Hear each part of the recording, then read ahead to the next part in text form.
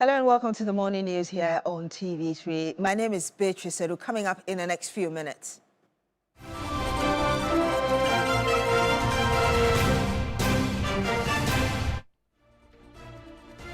President Mahama reaffirms his commitment to safeguarding independence of the judiciary as Paul Bafuboni takes office as Chief Justice.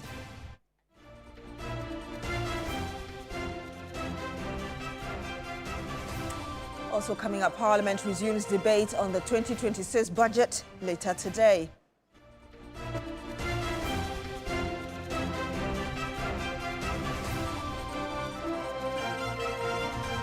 Much later on the program, recruitment into the Ghana Armed Forces in the Greater Accra region resumes on Thursday with new reforms.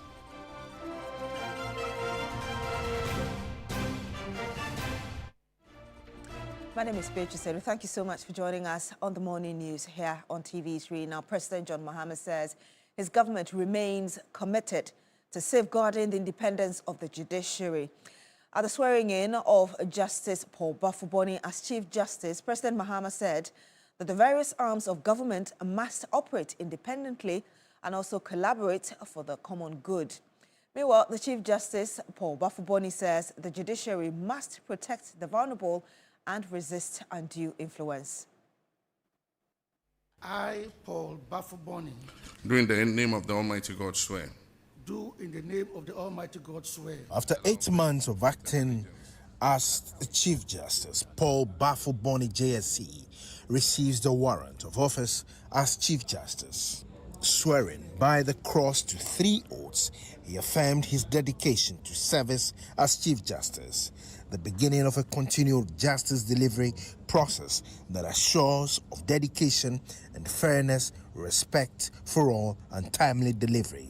Swearing in the 16th Chief Justice of the Republic of Ghana since independence, the President stressed the importance of maintaining a delicate balance of power among the executive, legislature, and the judiciary. Even as we emphasize independence, we must also recognize the need for cooperation among the 3 arms of government.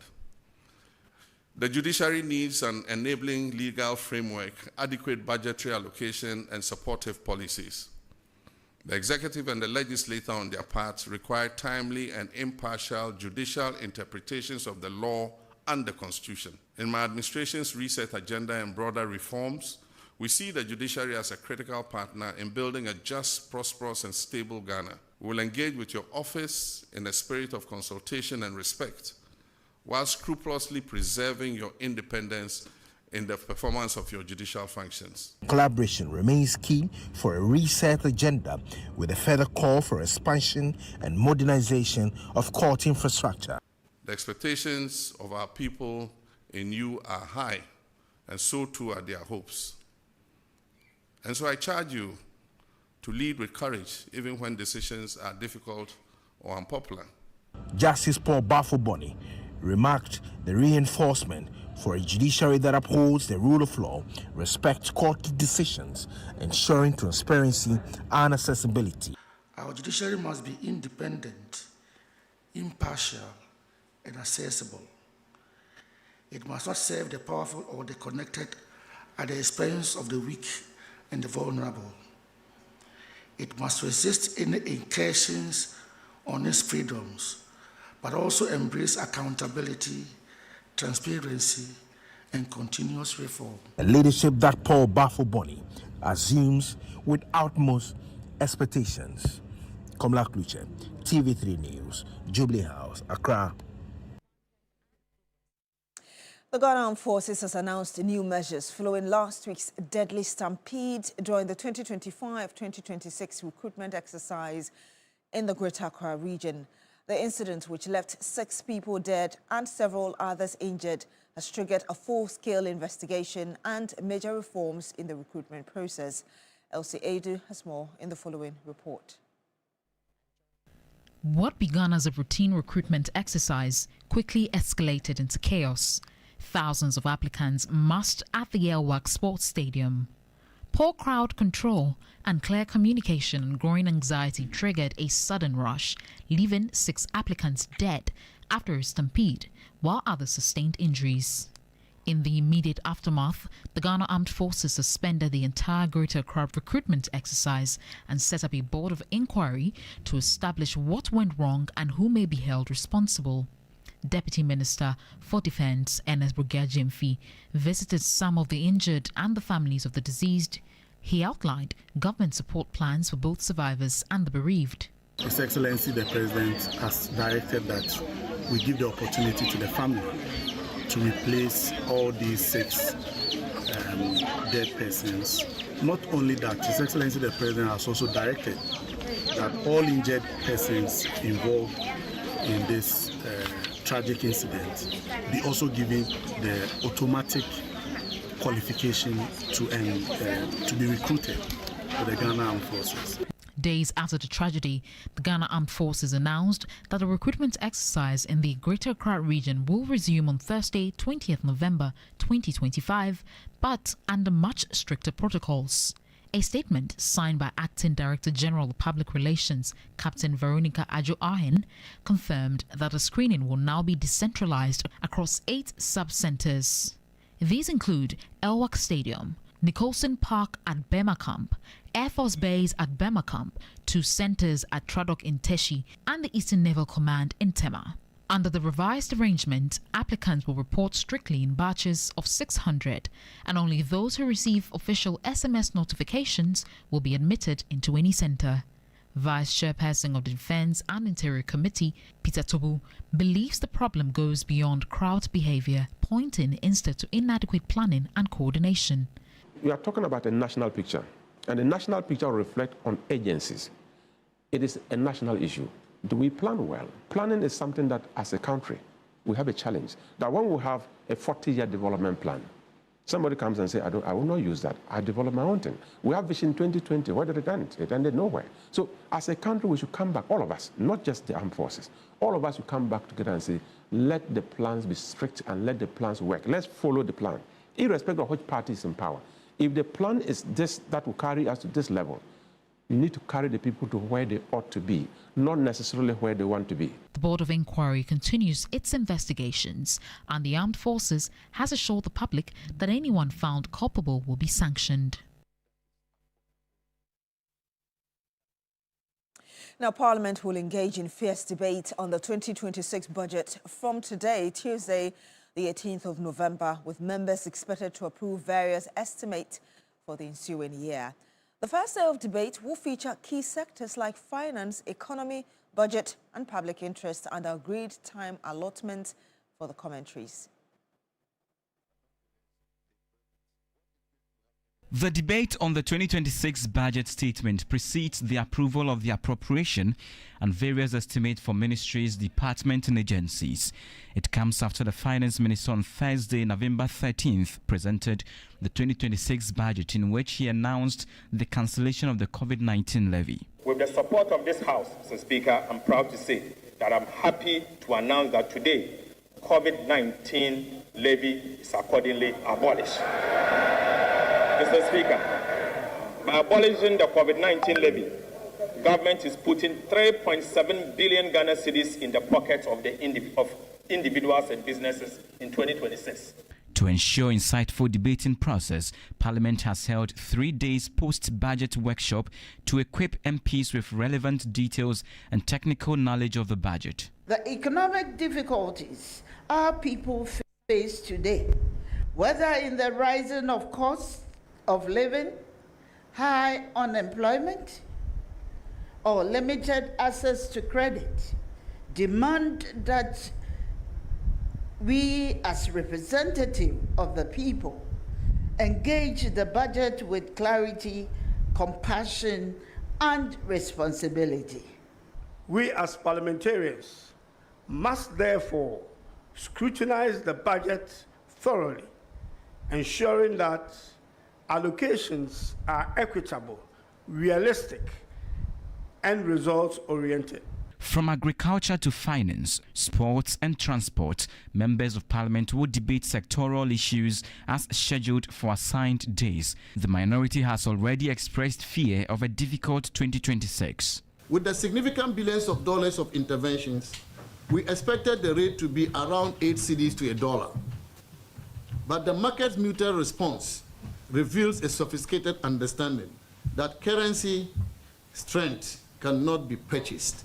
It must be earned through sound economic fundamentals. We can therefore, in conclusion, describe the 2026 budget, the Galamsey budget, as growthless, jobless, and minimalist budget. It contains only cosmetic rhetorics presented by a crawling government. The conversations are rife, with industry players and consumers already sharing split opinions. The minority and majority leaders will conclude the debate on Wednesday, November 26th, after which the House will approve the appropriation. Christian Yale, TV3 News. Let's stay a bit longer on the 2026 budget because the Ghana Union of Traders Associations, GUTA, fears the government's new value-added tax restructuring will create severe discrepancies in the retail market and undermine compliance efforts. The association, whilst lauding the government for the currency stability and business growth, says the tax divisions will erode their gains. Finance Minister Dr. Kasia Latofo-Singh, during the presentation of the 2026 budget, announced series of tax reforms, including a reduction of the effective VAT rate from 21.9% to 20% and an increase in the VAT registration threshold from 200,000 cedis to 750,000 cedis.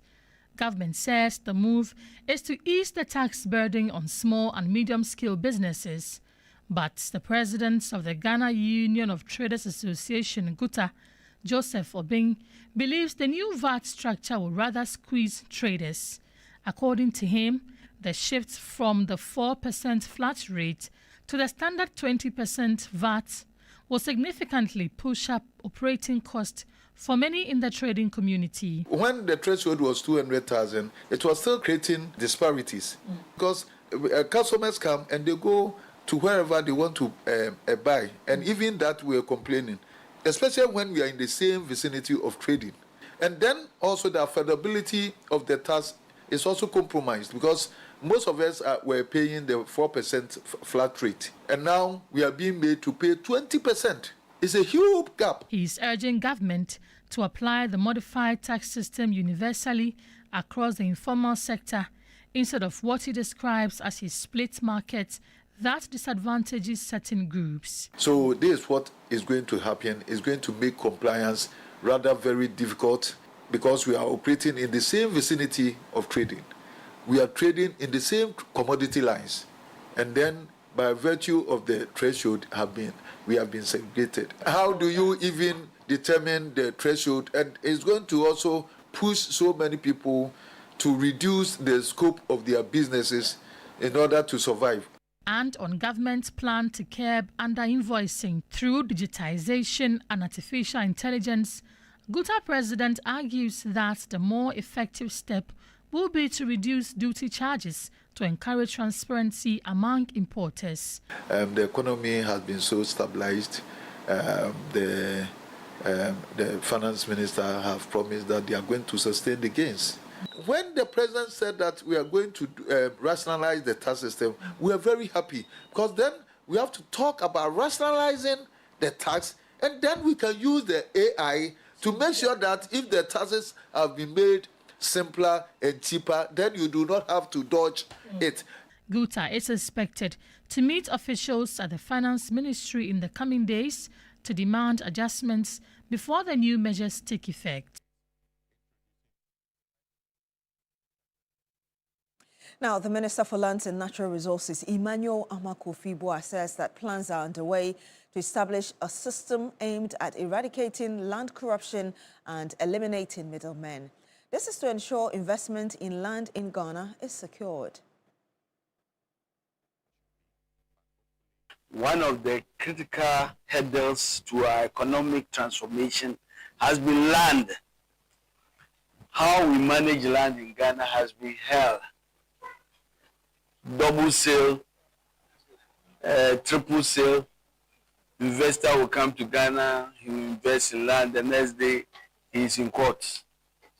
The land belongs to somebody. In this budget, President Mahama is making it very clear that we are going to move a step ahead and invest in modern technology to manage land system, remap our whole country to ensure that we can talk about a future where in Ghana, when you say that you are selling a land, all I have to do is go to my phone and check and see who's the lease owner, where it's located, when he acquired it.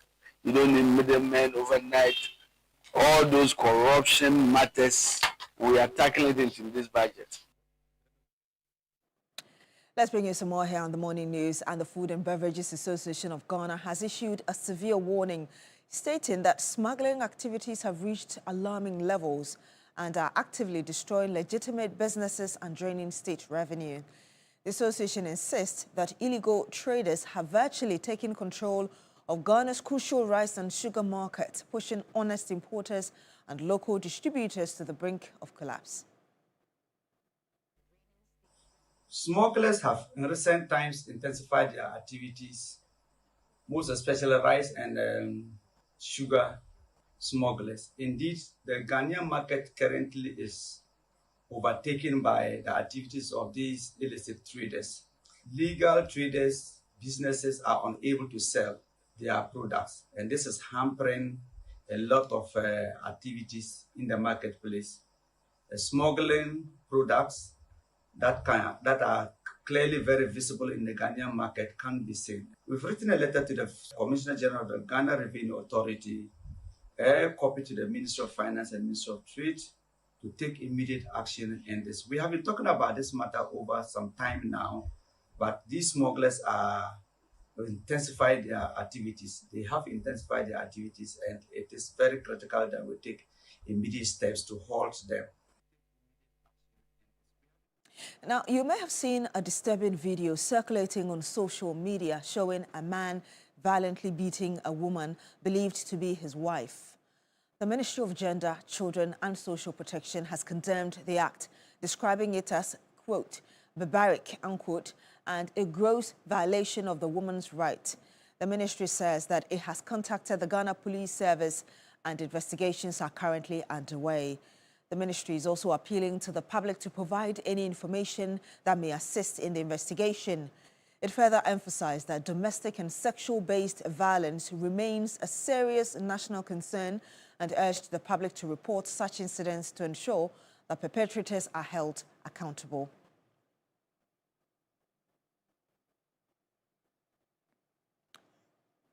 Now, fraudulent visa applications are on the rise in Ghana, prompting warnings from 3 major foreign missions. The UK, Canadian and Australian High Commissions say thousands of applicants risk long-term travel bans if they fail to fall to prey for scams. Reports indicate that about 1,632 Ghanaian applicants used fraudulent means to apply for UK visas in 2024. According to the UK High Commissioner, many were misled by agents, but the consequence is often a 10-year travel ban, even for applicants who may not have been aware. To protect genuine applicants, the missions are warning Ghanaians to be cautious of anyone promising shortcuts or guaranteed results. The High Commissions are intensifying public education on the dangers of visa scams, promoting safe application practices, and encouraging the use of official government channels. Fraud and security consultant Richard Kumado says the warnings are meant to alert both applicants and agents who attempt to exploit people with false documentation. People are afraid to apply for visa directly, and so you have agents who collect huge sums of money from them, and they put in their documents, and sometimes they don't even know the documents they are putting in. Then you also have a group of people who have big connections within government, not NDC government or NPP government, but all our governments, and they travel with government agencies, and they change applications and change titles for certain people. So these embassies are raising the alarm now, and they are flashing out the red flag, and to set as a warning to people who will want to take advantage of next year's World Cup and dupe people or apply for wrong documentations, and they wouldn't get a visa. He has called on the police CID to issue a statement to further protect the public from falling victim to visa scams. Ghana Police, the CID block, and the IGP and the Foreign Ministry must also issue some level of documents or some statements to that regard, because the ramifications are huge and people might not even be aware. The campaign by the UK, Australian and Canadian High Commissions aims to protect applicants and strengthen the integrity of immigration systems. And that's all for the morning news here on TV3. My name is Beatrice Sedu. Stay with us. New Day continues.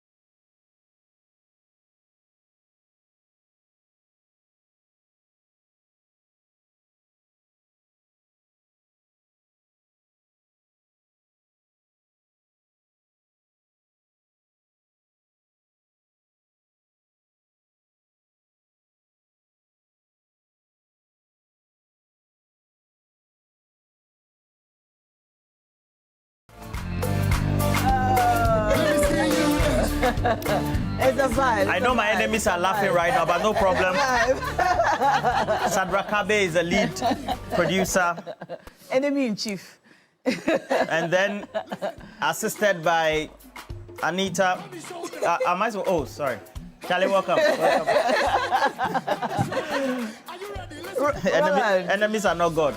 How are you? Saladeo, what happened? You look nice. Thank you. Yeah, Thank you. nice. In my purple. Yeah, you look like you're supporting Infantiman girls. Infantiman girls. Yeah. Oh. Yeah, this video I just They have patented and adopted and collected really nice. the color purple. So we leave it for them. But you look very nice. Thank you. You know I like it when you dress like this, right? Thank you. Yeah. And is that duku in your pocket? It looks like Kujasubo. Yeah, something like that. And then you... It's something just as part of the the blocking, you know, we have to block it. Block it. You dress. And there's a gruesome video of oh boy. A very uncouth, uncultured man who was beating the wife, we're told, and was filmed by a tenant. And I think that whoever that tenant is did really well. And just beating, molesting the wife. And not only shame to him, but all those who tend to molest women in their domestic household or wherever they find them. I mean, this is just gruesome. Yeah. You know, somebody tagged me in this video yesterday afternoon. Wicked. And the person who posted the video captioned it, "My landlord is always beating his wife. Somebody help." Wow. Now, we've blurred out most parts of the video because this woman is stark naked. When I say stark naked, I mean she's not even wearing any underwear. So this is how the video began. She's sitting on the floor. She was obviously begging him to stop. She's naked. He enters the house and comes out with 2 sticks. Then he begins to beat her up with both of them while she sits down there and begs. Then he goes and comes again, and all the time she's begging. And, you know, would you even beat up your dog like this? No. Like, would you even beat up an animal like this? I don't even understand how this is happening and this is possible. And obviously, this tenant is also afraid to come out because she was hiding. Yes. When she took the video. Even there are times when she takes the camera away from the scene, shows the inside of the house and comes back out again. And it's so troubling. Since I saw it yesterday, it's totally... I don't know how to describe how I felt when I saw it. Yeah. If you've seen it without the blur that we've put on, you'd understand. It's horrible. I saw that the Ghana Police Service has issued a statement of having arrested him subsequently. Yes. But, I mean, the act in itself is just not only horrible, but just speaks volumes about the domestic abuse meted out to women. I think the gender ministry got it right when it said it's barbaric. I mean, it's just unthinkable, unreasonable. I really am struggling to find the right words to describe what we're seeing on our screens right now. It's nothing should call for that. You know, I think this should open the conversation again about domestic violence against everyone, against women, children, and men, because there is violence against men in the domestic setting as well. We often talk about violence against women because that is what is reported, and that is what we see. There is also violence against men, but oftentimes they go unreported because of the embarrassment that it's generally accompanied with, because we don't expect a woman to be able to beat a man, so to speak. But I know of a story of a woman who beats her husband religiously with a hot frying pan. And she heats the frying pan, and when he walks into the door, she slaps him across the face. She's been doing this consistently, like for a long time, until he finally gathered the courage to get help. So it happens to men too. But look at that. Look at that. No, I think we should talk about it this morning. Yeah. I mean, I mean, this is unpardonable to start with, but whatever could make a human being want to do this to another human being. This is mental derangement, really. Yeah. Adult or child, you can't, I don't even want to say child, you can't even beat a human. You cannot beat a human being on this. You know, it like feels, this. You can tell that the man feels he has superpower over the woman. Like, I can subject you to anything that I feel I should because of whatever he finds as reason to do that. And like I said, I've been struggling to find the right words, really, to a woman you're supposed to be protecting, really. You allow her to be naked on a compound. It's not even an enclosed place. That shouldn't mean that even if it was enclosed, nobody was watching. He's allowed to do that. But that's a public place, naked, a woman you're supposed to be protecting, and you do that. And I pray that, you know, as the police and the gender ministry, DOFSU, I hope so, all of these agencies come in, the families would not come in and say, oh, this is, you know, marital issue, let's deal with it, closed doors. Let the man face the law. It's a criminal offense. Yes. It's a criminal offense. And you can imagine what he does behind closed doors. Yes. You know, I would hate for us to import facts, but if he's doing this on a compound, you can imagine what he does behind closed doors. I mean, you not even beat up a plant like this. Yeah. and she's obviously unable to run away. She's unable to get up. He has told her to stay there. And it's obviously this is not the first time. This is not the second or third time. I don't even know whether it's rod he's using. It doesn't look like him. This guy's an animal, man. That's despicable. Naked. That's unpardonable. Yes. And see, she's come on. Charlie's, and he kicks her. Charlie, some men are just stupid. I mean, forgive my. So after that, you go back to the woman and sleep with her? Yes. This is pure abuse. You know, let's listen to the actual sound that the video is accompanied with. Bro,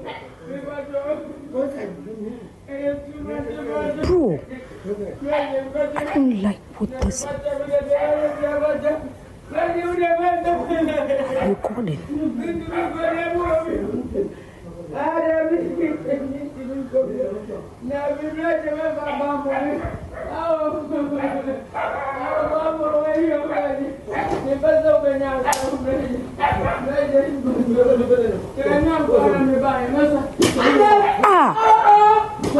For real.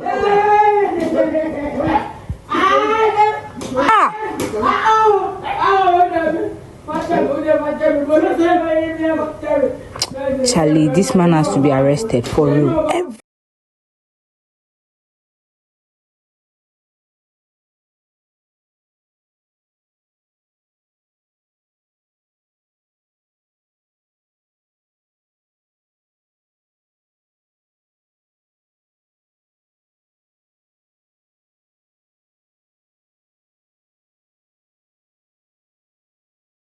Women need to be empowered. They need to know that they have the rights. They need to know, you know, that's not, I'm not talking about the extreme bit where, you know, I'm just struggling to find the right words, but women need to be empowered. They need to know their rights. They need to know which limits cover relationships. The fact is that no human being should ever have to go through this. No human being should ever be treated this way. Yeah. And I agree with you on women empowerment. Women need to understand that you must not continue to stay with a man who abuses you. I know there are economic angles to this. Yeah. I know there are angles to this which suggest that women believe that if they do not, or if they leave relationships or marriages like this, then they have no options, or they're staying for the children, or they're staying because of societal expectations, or you're a deaconess in your church or whatever. You will die. And then what happens to the children? What happens to the societal expectations and so on? A person who treats you this way will have no problem continuing until your last breath. It always starts with very little signs, and you think it's nothing, you know, a slap. And then they apologize. And then it's a kick. And then they apologize. And the next thing you know, you have been conditioned to think that this is okay. And it continues to this level where you are naked on a compound. And I'm so sorry that this woman has to go through this. Like, I'm so sorry if you are in a situation like this and you feel like there is no way out. There is a way out. I am so sorry if you're sitting in a relationship or a marriage or whatever you're in, where your partner abuses you like this and you think that you have no choice, you actually do have a choice. And it's better to get out and be hungry or whatever than to stay there and be treated this way, and you could die. We've seen too many stories, domestic violence related stories where the victims die. Yeah. Where this very recent case of this man who set his entire family on fire. Yeah. You know, it starts small and slow, and you think that an apology is okay. A man has beaten his wife, then community members will follow him to go and beg her. Yeah. You know, and encourage her to take him back. And the next thing you know, before you know it, it's escalated, and this is what happens. And you know, it's also because of the premium the society has placed on relationships. Yes. Such that when a woman is seen without any stable relationship, the woman, sometimes people are ostracized, all sort of things are said about them. But you're better off being whole, happy and fulfilled. Alive than being in a relationship because society expects you to be in and being subjected to such treatment. Oh, and then if you sometimes want to be in a relationship, it has to be complementing you, it has to be making your life better. Or at the very least, the same. Let us both just be the... But you don't... You know, this is just a side note. Very recently, this weekend, I happened to be with a group of men, okay? And then one of them said, oh, you women, you worry us too much. That's why we beat you. He said it very jokingly. You know, speaking guy. I was like, no one called me phone was your name. And I held myself. Like, I knew that I had to hold myself because it was not the place or the time. But if you're listening to us this morning, I mean, you're a man, you're listening, you have no rights to beat a woman. It is a criminal offense. You're a criminal if you're doing it, and you must stop it. You have no right to beat a woman for no reason. If you don't want her, let her go. Charlie, I'm just I can't even... Yeah. In fact, men and women are like, no human being has a right. You know, the interesting bit is... Because women also beat their husbands, and we know it. Yeah. Women also beat their husbands with frying pans at home. And we know it. The men are not saying it. You know, I've heard reports from some police officers saying that there have been some of their colleagues that when men go to report, especially at Dostu, that my wife beats me, they laugh at them. Yeah. And so why would they even go? Like, Obama power to home, especially if you're a man of a certain size. Yeah. Yeah. It's unfortunate. It's not funny. It's not funny. Yeah. It's not funny at all, Roland. We are also very disturbed by it. I know that when you take the Domestic Violence Act, you find that there are provisions in there that makes it possible for such reports to be undertaken. But at the end of the day, it's about the conversation we're having, where we're situating the narrative about whether women who largely remain abused, and according to research, at least 1 in 3 women are abused in marriages or in domestic setting right here in Ghana, have the consciousness to know that this environment I'm in and receiving constant abuse, I need to go and report and take solace in the law so that the law will act for me. And I think that it is also very important that this video went viral and subsequently the police as well as the ministry have followed through and taken action. But beyond that are the number of women who are not discovered, don't get filmed by anybody else. The videos will not find place in social media, on the social media, for people to make commentary, whether well placed within the structures of the law, but just as a point of morality, and then whether it is of good conscience to be able to do that. And I think that for many of the times, the responsibility should also lie with the family heads, the community leaders, and then the church. The church. Yeah. And I'm saying this because we're largely a religious country. Over 70% so-called of Ghanaians are supposed to be Christians, and then we have the rest spread between Muslims and then the traditional faith. Of course, we have smaller ones as well. Where we have largely the church, the leaders of the church taking command of the public narrative, and we have men largely, based on the statistics and the records that we have in our society, who tend to perpetrate these actions against vulnerable women, irrespective of how they are, how they might have acted, and grossly abusing their human rights. I think this is unacceptable. And I'll place the responsibility on the church leaders who have failed, and then, of course, the other imams and sheikhs in the Muslim faith who don't seem to speak every Sunday or the times they have services, and the many platforms that we give church leaders. Now, they even have TV channels themselves. They have content creation channels. Yes, and just fail to conscientize men that it is not right, irrespective of how provocative an action has been undertaken by your spouse, your partner, in any courtship or relationship or marriage or any domestic setting, for you to lay a hand on her. I mean, and kudos to the few men who try to, when they are angry or perhaps annoyed at a situation, find better means to find solace, to cool down.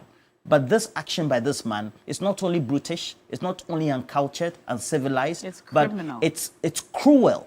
Yeah. And the laws would have to be evoked appropriately to make sure that he's punished within the remit of the law. Yeah. I mean, what he's done. And yesterday when I saw the video, by close of the evening, before I put it, I said, look, are you, after constantly, and according to the narration behind the video, constantly beating this woman, molesting her, going to ask her in the dead of the night, at dawn, or any time within the day that I want to sleep with you? How do you feel as a man to do that? Yeah. It's inhumane. It is despicable. And he has no place in civilization, that guy. Yeah. And that's why I was saying that as the law begins to take its course, families and those who are related would not come in to say, oh, let it be behind doors. I mean, closed doors. No. Let's just deal with this privately. I can't even watch it. It has to be dealt with appropriately. And you know, parents of women whose daughters come and report these incidents to them. Yeah. They should not send their daughters back to these men. Because Roland mentioned religious leaders, but family heads also. Yeah. Because, you know, women would often confide in their mothers or someone in the family. Yeah. And they would encourage them to go back. Yeah. Go and beg him. Just be submissive. Or just, you know, and then these women go back to these marriages when they think that they have nowhere else to go. We are in Ghana, or as Africans, we always have somewhere to go. We always have family. I mean, in Ghana, there's always somewhere to go. Yeah, that's true. And so, regardless of the economic dependence that you might have on this person who is beating you, because of which you think that, you know, you should stay, you should prioritize your life. If you think that because of the children you're staying, you should prioritize your life. And theirs too. If he's beating you like this, what would he do to the children who have no voice to even speak out, or nowhere else to go? Even training is that giving the children indirectly? Exposing them to, because when they grow, they will think that it's okay to beat a woman. Well, we have to open the phone lines, but what do we have for big issues? Then we'll transition to that. Well, today on Big Issues, we're going to go back to the budget that the Honourable Finance Minister presented. I'm still I'm unable to step out of the of the video we just watched, and so you'd pardon us for that. Okay. But yeah, we're going to be talking about the focus on the health sector and what the provisions the government is making for the health sector in respect of infrastructure, the possible completion of some of the Agenda 111 projects, the NHIS, Mahama Cares, and so on. We're also going to be looking at that gun amnesty exercise and the call for all persons who have guns, which are unregistered, to register them or to surrender them as the country moves forward in a bid or attempt to make sure that guns and firearms are used I think properly. As of now, we'll change the second topic. You discuss this one. I feel strongly about that you too. Should. I feel strongly about that. Forget about we'll discuss guns We'll come tomorrow. back to it, another day perhaps. Yes, but Roland, you were talking earlier about the statement issued by the police. Perhaps I can just read a bit of that before we pick our first call. And it says, police arrest suspect in viral Facebook video on domestic violence. Just 5 points here. It says the Criminal Investigations Department of the Ghana Police Service has arrested a man captured in a viral Facebook video physically assaulting a woman believed to be his wife at their residence at Ofanko in the Ga East municipality.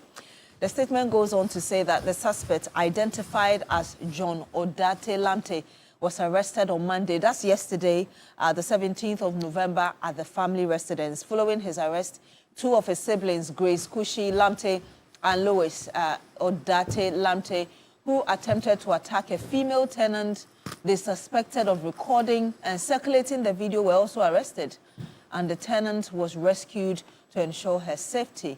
Efforts are underway to locate and ensure the safety of the wife, who had fled the scene before the police arrived. The Ghana Police Service remains committed to protecting victims of domestic violence and ensuring that perpetrators face the full rigor of the law. I mean, it's sad. The police is actually indicating that the family of this man actually supported this and went ahead to attack the person who filmed it. That's like a very serious, deadly environment that woman found herself, because there was nobody really to rescue her. So unfortunate. I mean, so unfortunate. Like, this woman, if we're so sorry that you have to go through this in the hands of this family, all of them. Anyway, let's go to the phone line. Yes, I think we have our first caller on the line. Good morning to you, sir. Well, before that, you're welcome to the This Morning segment.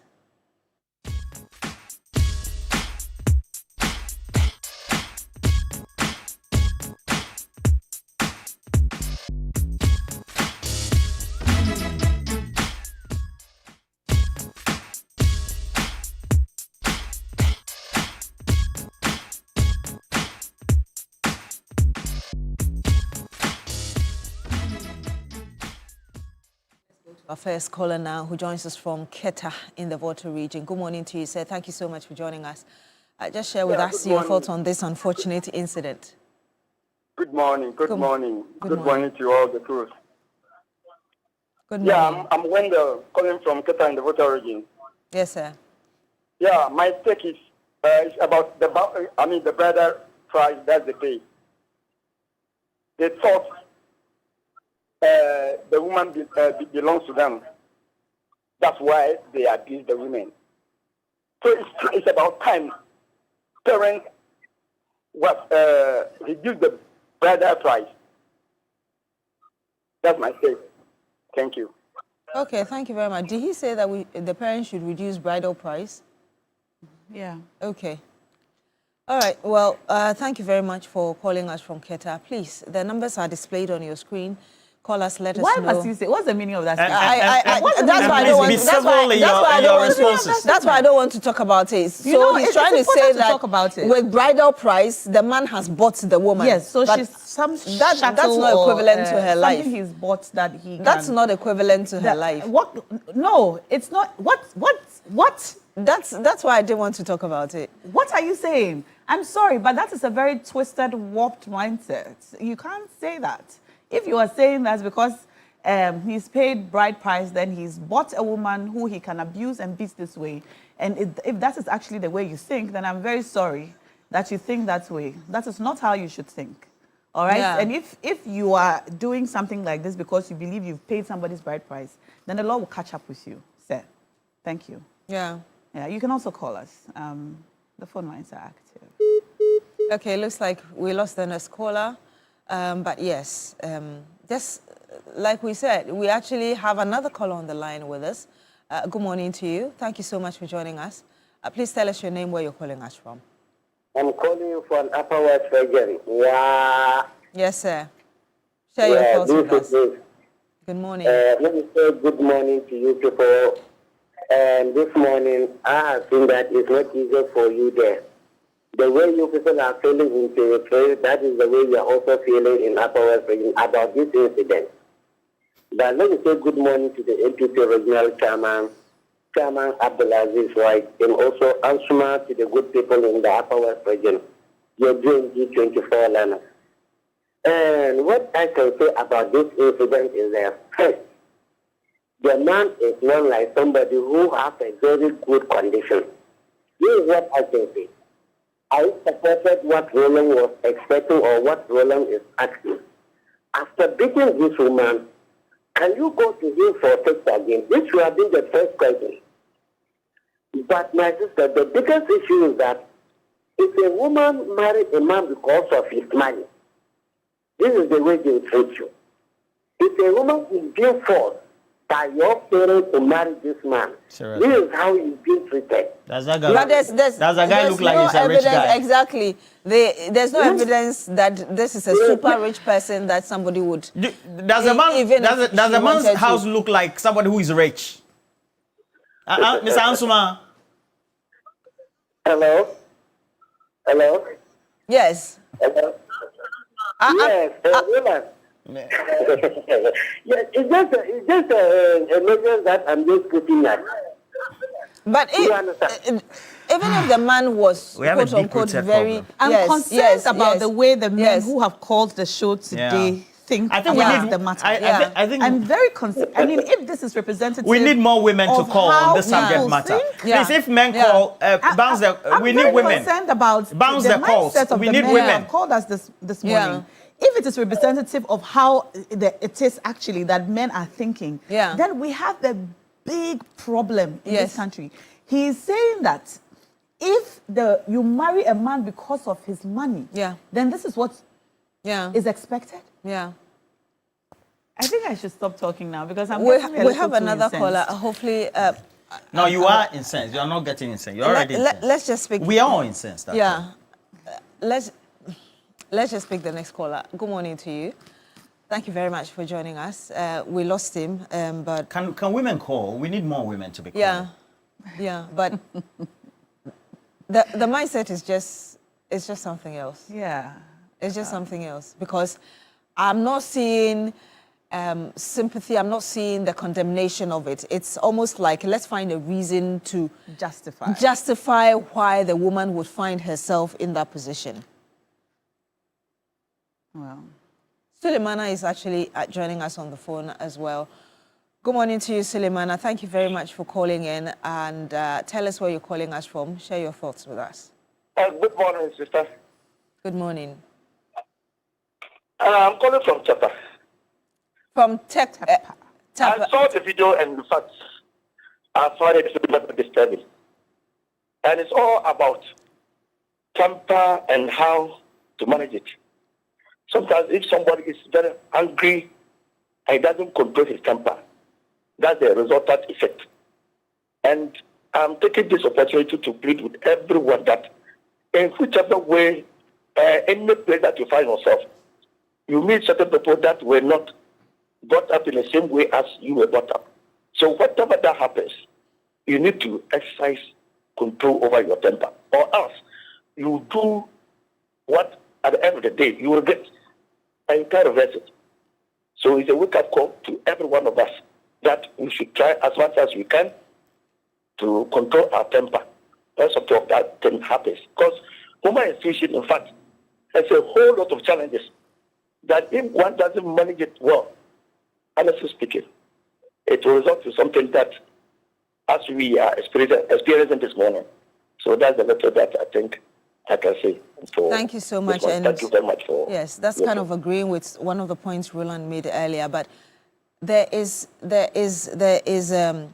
something on my mind, which is that those men who feel this is justified, just imagine if this woman was your sister, because men are very protective of their sisters and their mothers.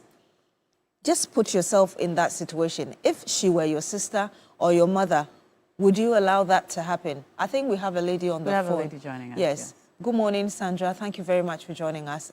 Tell us where you're calling us from and share your Good morning. I'm calling from Tamale. Yes, ma'am. In fact, watching this video this morning, I was so happy.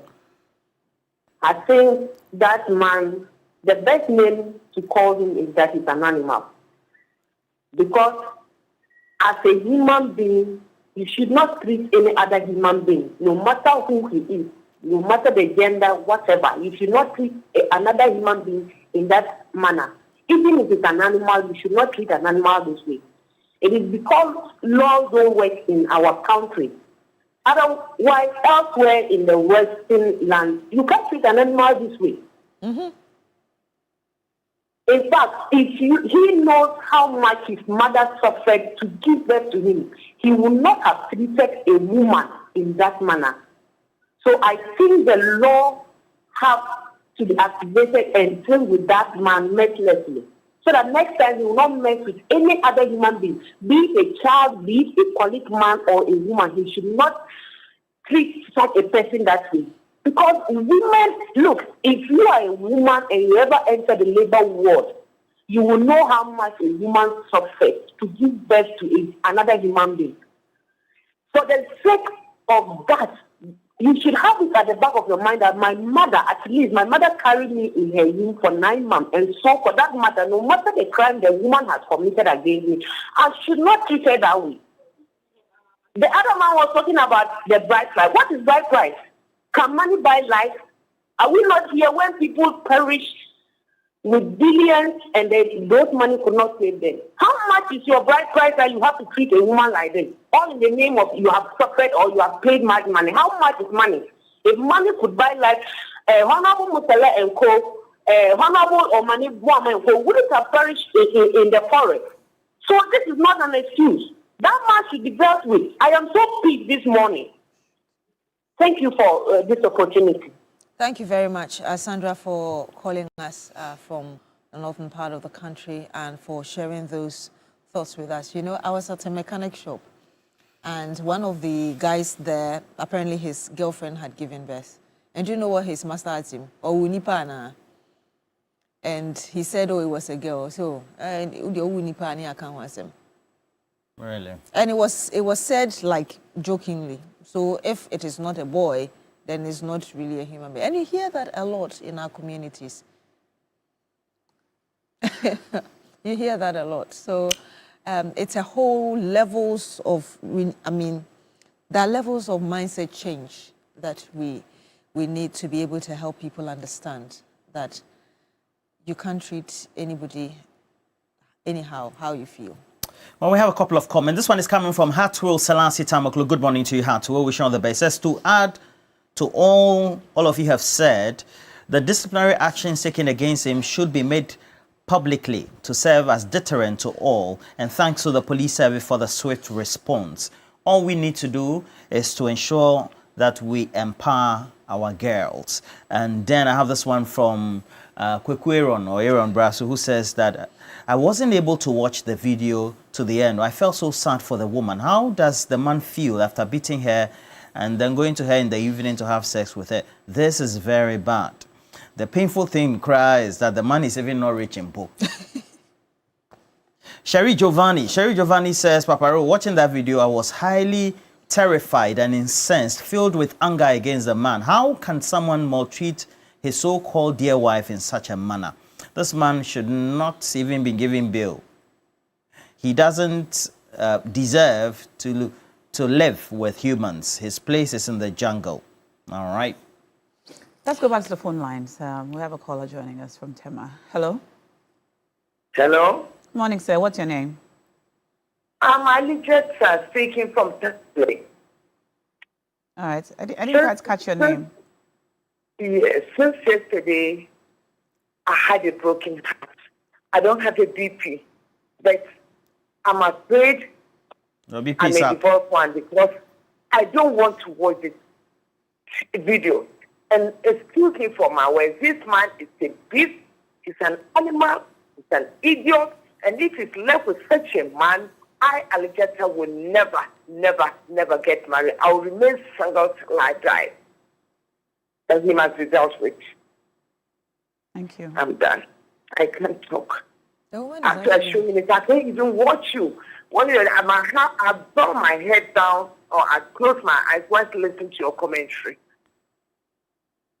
Thank you. Thank you for calling. And of course, if you've watched the video, it would upset you. It's very upsetting, especially for the women who are watching. It's a very upsetting video, and it just shows us a fraction of the maltreatment that many people are having to go through in their marriages, in their relationships. Domestic violence is real. If your partner is beating you, it's not because they love you. They would tell you that they're doing it because they love you or they're trying to correct you. But when you love someone, you don't beat them up. All right. All right? I have this one from I have this one from lawyer Kakri Sama. Good morning to you. Wishing all the best for the day. Director of Communication also for the NDC as well. And says, terrible situation in the year 2025. Our criminal act, section 303, actually criminalizes cruelty to even animals. This man must be severely punished to serve as deterrent. The trial crash should be televised. Absolutely nothing justifies the conduct of the man in the video. And he adds, read my contribution. And it's even highlighted. So good morning to you as well.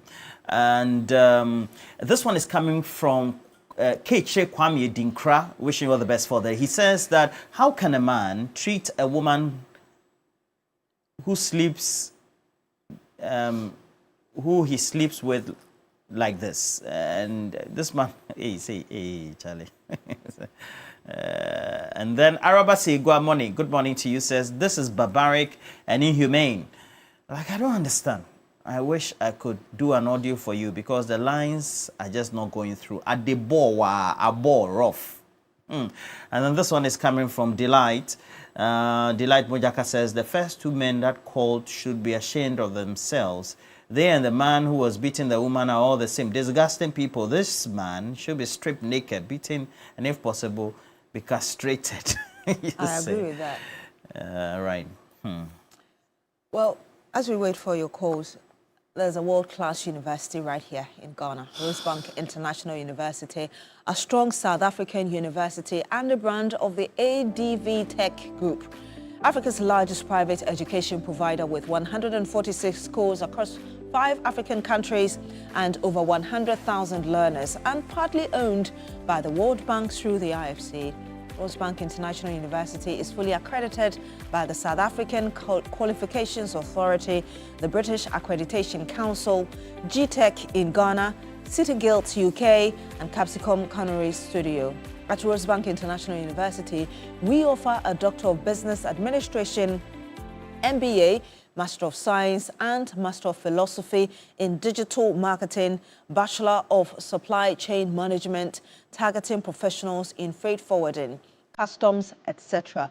We also offer hospitality and culinary art, available at diploma, undergraduate and postgraduate levels.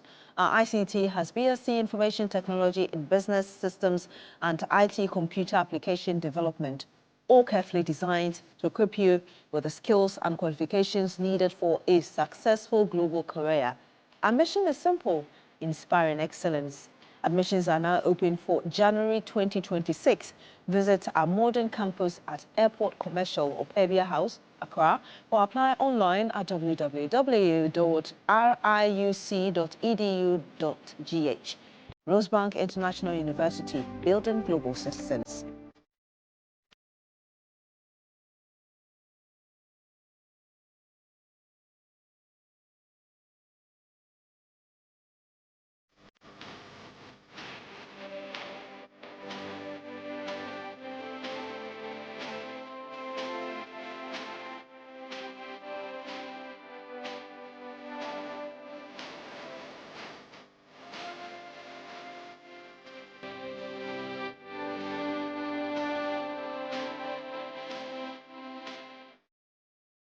And you're still here on the This Morning segment on New Day on TV3. Yes, the phone lines are still active. You can call in and share your thoughts with us. This unfortunate conversation that we're having this morning, a woman allegedly beaten by her husband. We've read a statement from the police saying that the man has been arrested. The 2 siblings were also in support of this and assaulting the woman or the person who filmed the video that we just watched have also equally been arrested. And so call in and share your thoughts with us. And perhaps what do you think could be done to ensure that a lot more men are educated and people know that abuse is a no-no, irrespective of the offense. You can't subject any human being or even an animal to such treatment. So call in and share your thoughts with us. All right. Alberto Noretti, the Graphic Communications Group Limited, Graphic, who says the man is a monster and fit to live among the good people of Ghana. And then also Dr. Yara Tinge, the Ghana Military Academy, writes, He needs to be shamed. How can he beat a woman believed to be his wife, let alone to that extent? And what was the woman still doing there? Women, know your value. Marriage is beautiful, but when you land yourself a beast, leave. It's not a do and die affair.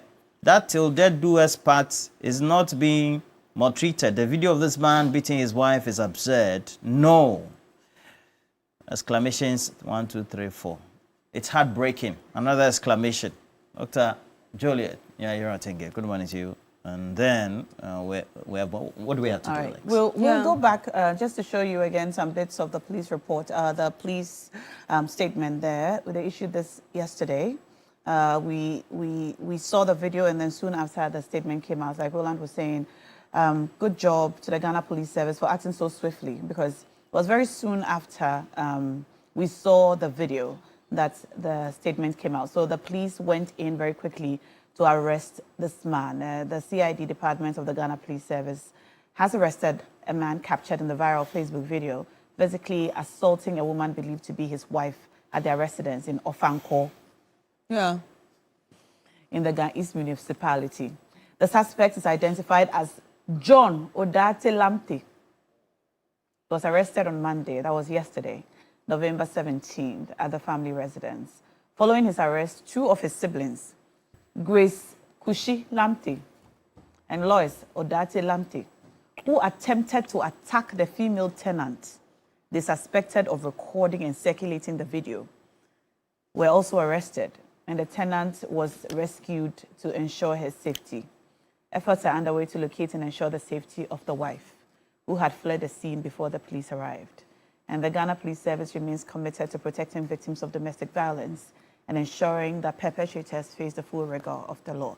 And I was very happy to see this statement, because we've heard people say that after a domestic violence situation, they go to the police, the man will come to the police station, and then amongst them, they start chatting. Can you imagine? And then they start chatting, and then nothing happens. Now, we've heard people say that. So it's good to see the police act this way, so that confidence is restored in the Ghana Police Service.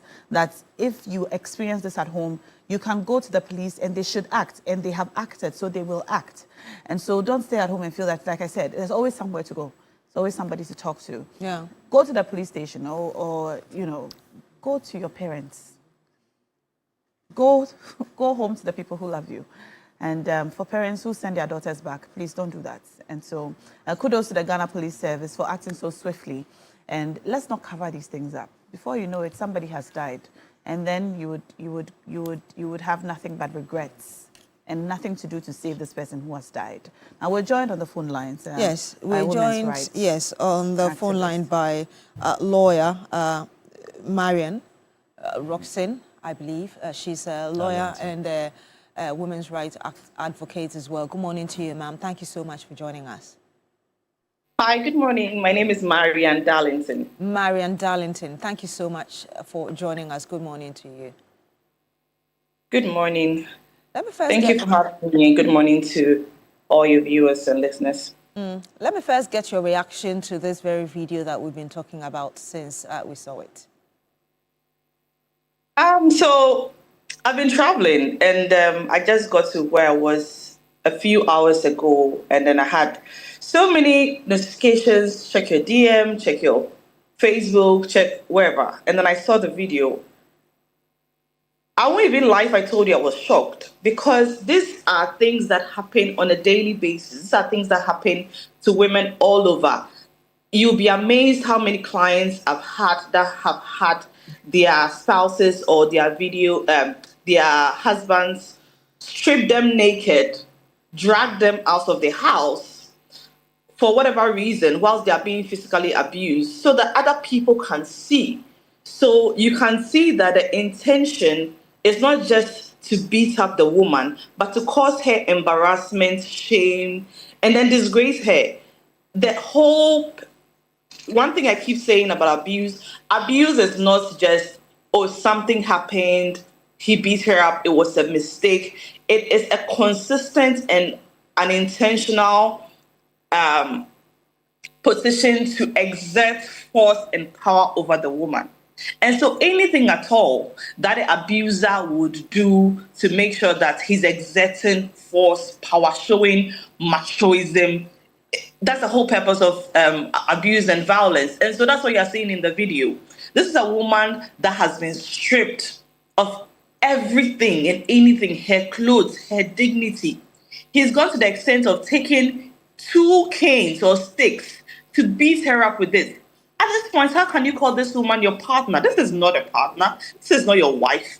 This is somebody that you just want to domineer over in any and to the most extremist form of control. So that was my initial reaction was I was not surprised at all because this happens a lot. But I am happy that Ghanaians are seeing it for what it is, because it looks like sometimes when people like us are talking about physical abuse and abuse against women and violence against women, people do not appreciate the extent to which abusers will go to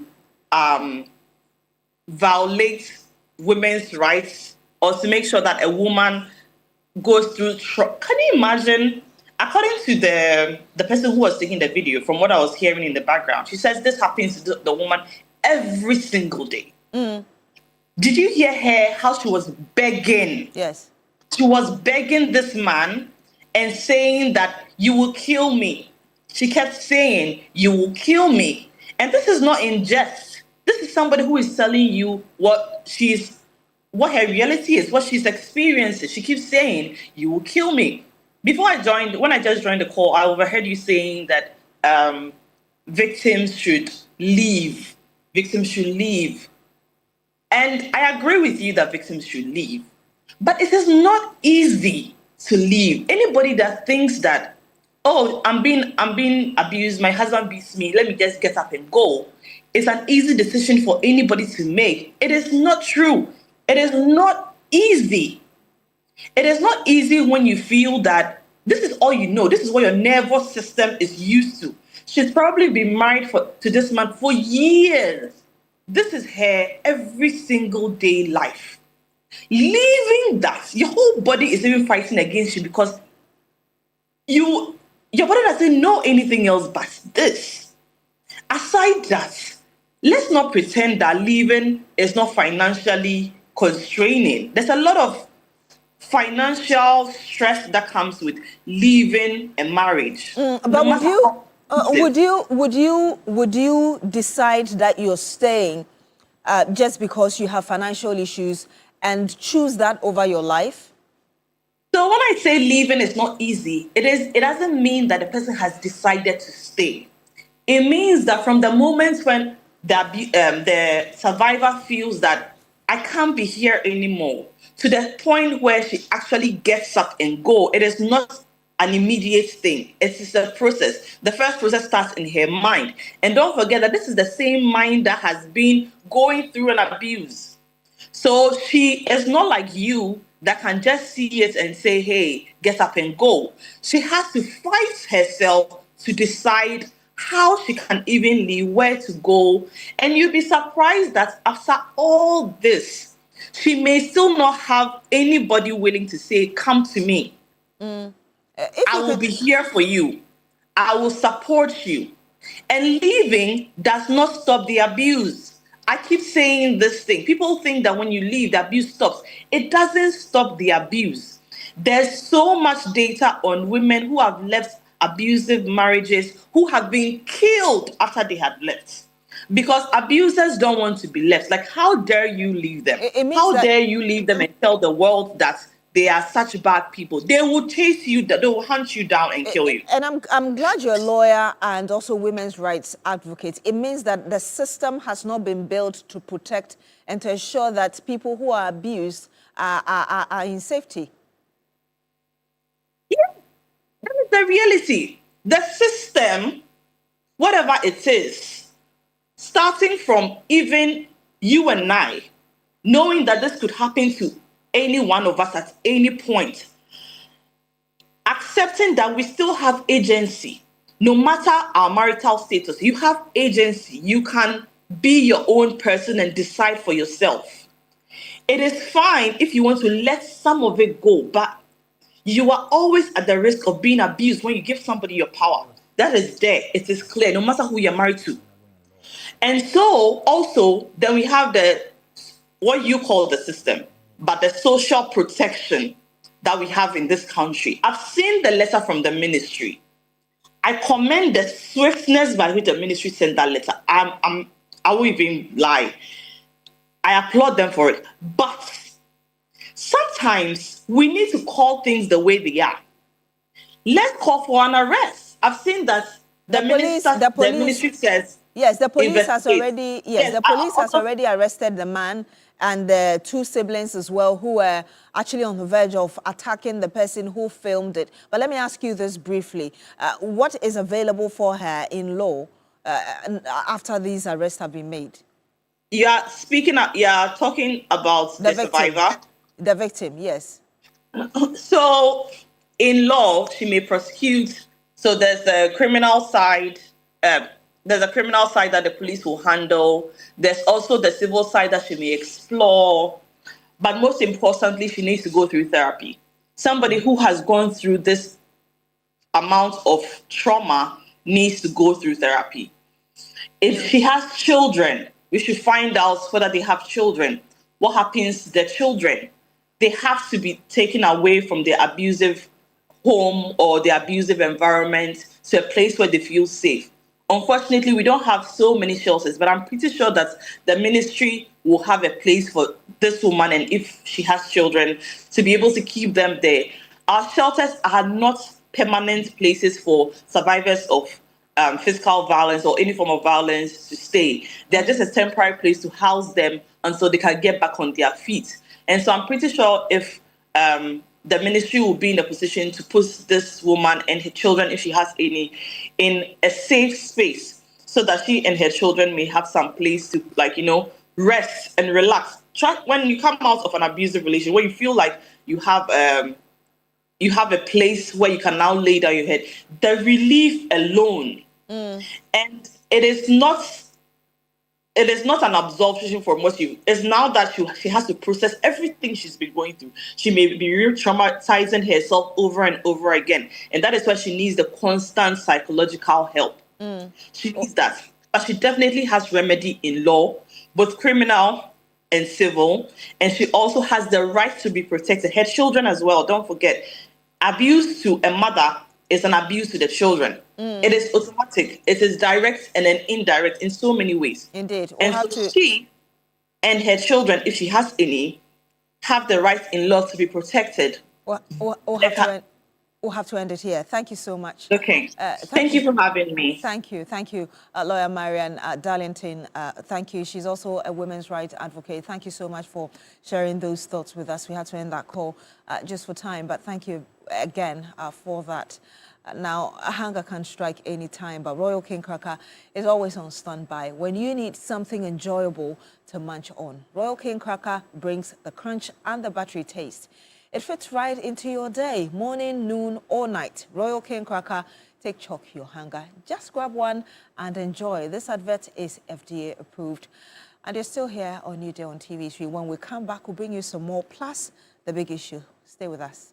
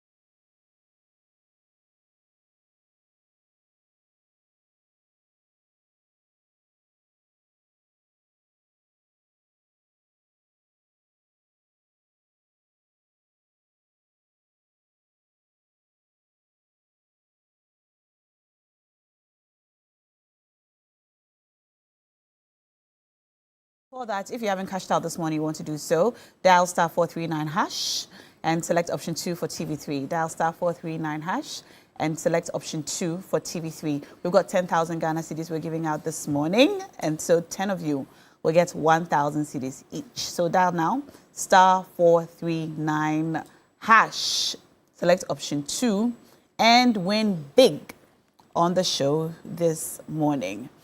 Today on the show, we're going to be delving into the 2026 budget. Yesterday, we looked at allocation to education. Today, we're going to be looking at allocation to the health sector. And the minister did highlight some key areas that the budget would focus on going into the year 2026 in terms of infrastructure and health delivery in the country. But before we go into that, we're going to look at that viral video again with my guests in the studios. We've already been joined by Dr. Koba. Dr. Koba is a former principal lecturer of GIMPA, at GIMPA, and also a private legal practitioner. Good morning, sir. Good morning. Great to have you, and thank you for joining us as always. Also in studio this morning is the MP for the Guan constituency, Honorable Fred Agbenyo. How are you, sir? Mommy, I'm fine. It's great to have you. How are you? I'm fine too, by the grace of God, thank you. I like the tie and pocket square going on. You taught me to dress. Me? I did not. But I absolutely love it. I always admire Dr. Koba. The way he combines and puts everything together. So I'm learning from here. We all do. Thank God I have a big man to learn from. We all do. But it's great to have you gentlemen in the studio. We'll also be joined via Zoom by Dr. Nefi Asamoah, former WHO Deputy Director. He'll be joining us on Zoom shortly. And we will also be joined in studio by Nanaya Sapong, the Deputy General Secretary of the New United Party. He'll also join us in studio shortly. But before we get into our conversation on the health sector and the budget allocations that was read out by the minister, I just want to take your comments on that viral video that we played earlier. If you missed it, this is the video. This is a video of a landlord, all right, allegedly beating up his wife. Let's listen with the sound so that we can appreciate the video fully. Bro, I don't like what this.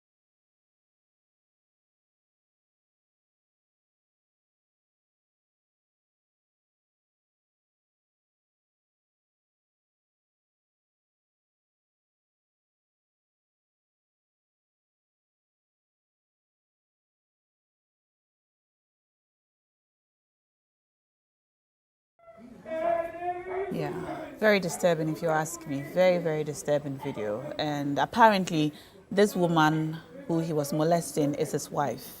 And from the narration we get from the lady who was recording, this is something he does every day. That's the word she used.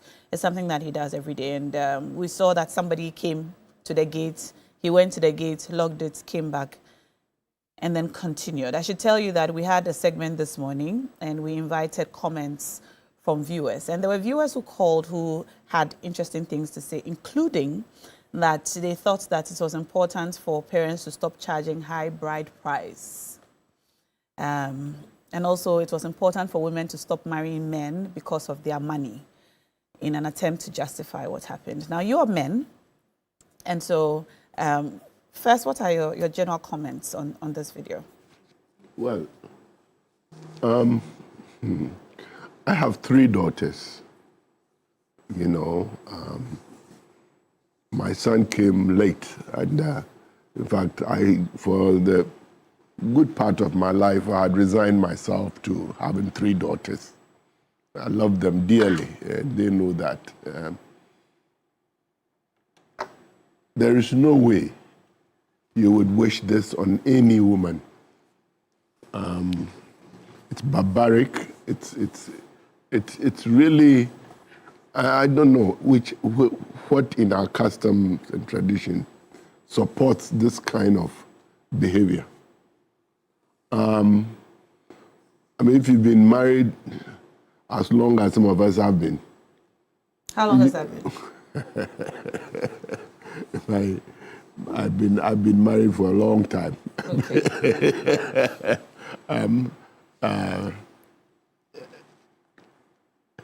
You can say that there are times when you upset. It goes both ways. Times when you say things and times when you hear things that really almost tips you off. But no one deserves this kind of treatment. You should be able to control yourself. I think one of the things that you should get into a marriage with is anger management. You have to be able to manage your anger. And it's not only about your spouse, children, people who you live with. This is just unpardonable. It's unforgivable. I don't see how anyone can defend this. I mean, I don't know what excuse you can use. I heard you talk about people say the high bride price and that's all nonsense. There is no way anyone should be. If anyone did this to my daughter, I don't know what. I'll probably spend the rest of my life dealing with him. It's just not, I can understand. Sometimes, we can say things to each other, and it's not only women who say things that will upset a man. Sometimes men say things that upset the woman.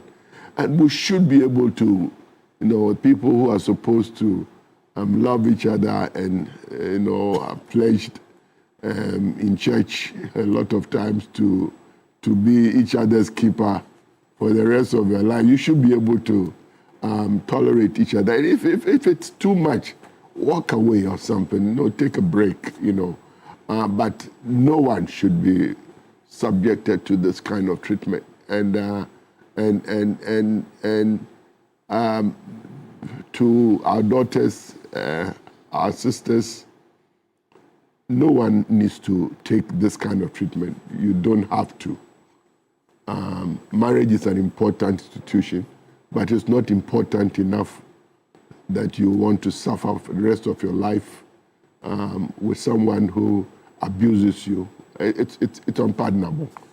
And I hope that the law enforcement people are working on it. I think that one of the problems I have seen as a lawyer is that sometimes these cases get to the law enforcement agencies and they say, oh, it's a domestic matter, let's talk to your parents and let's deal with it.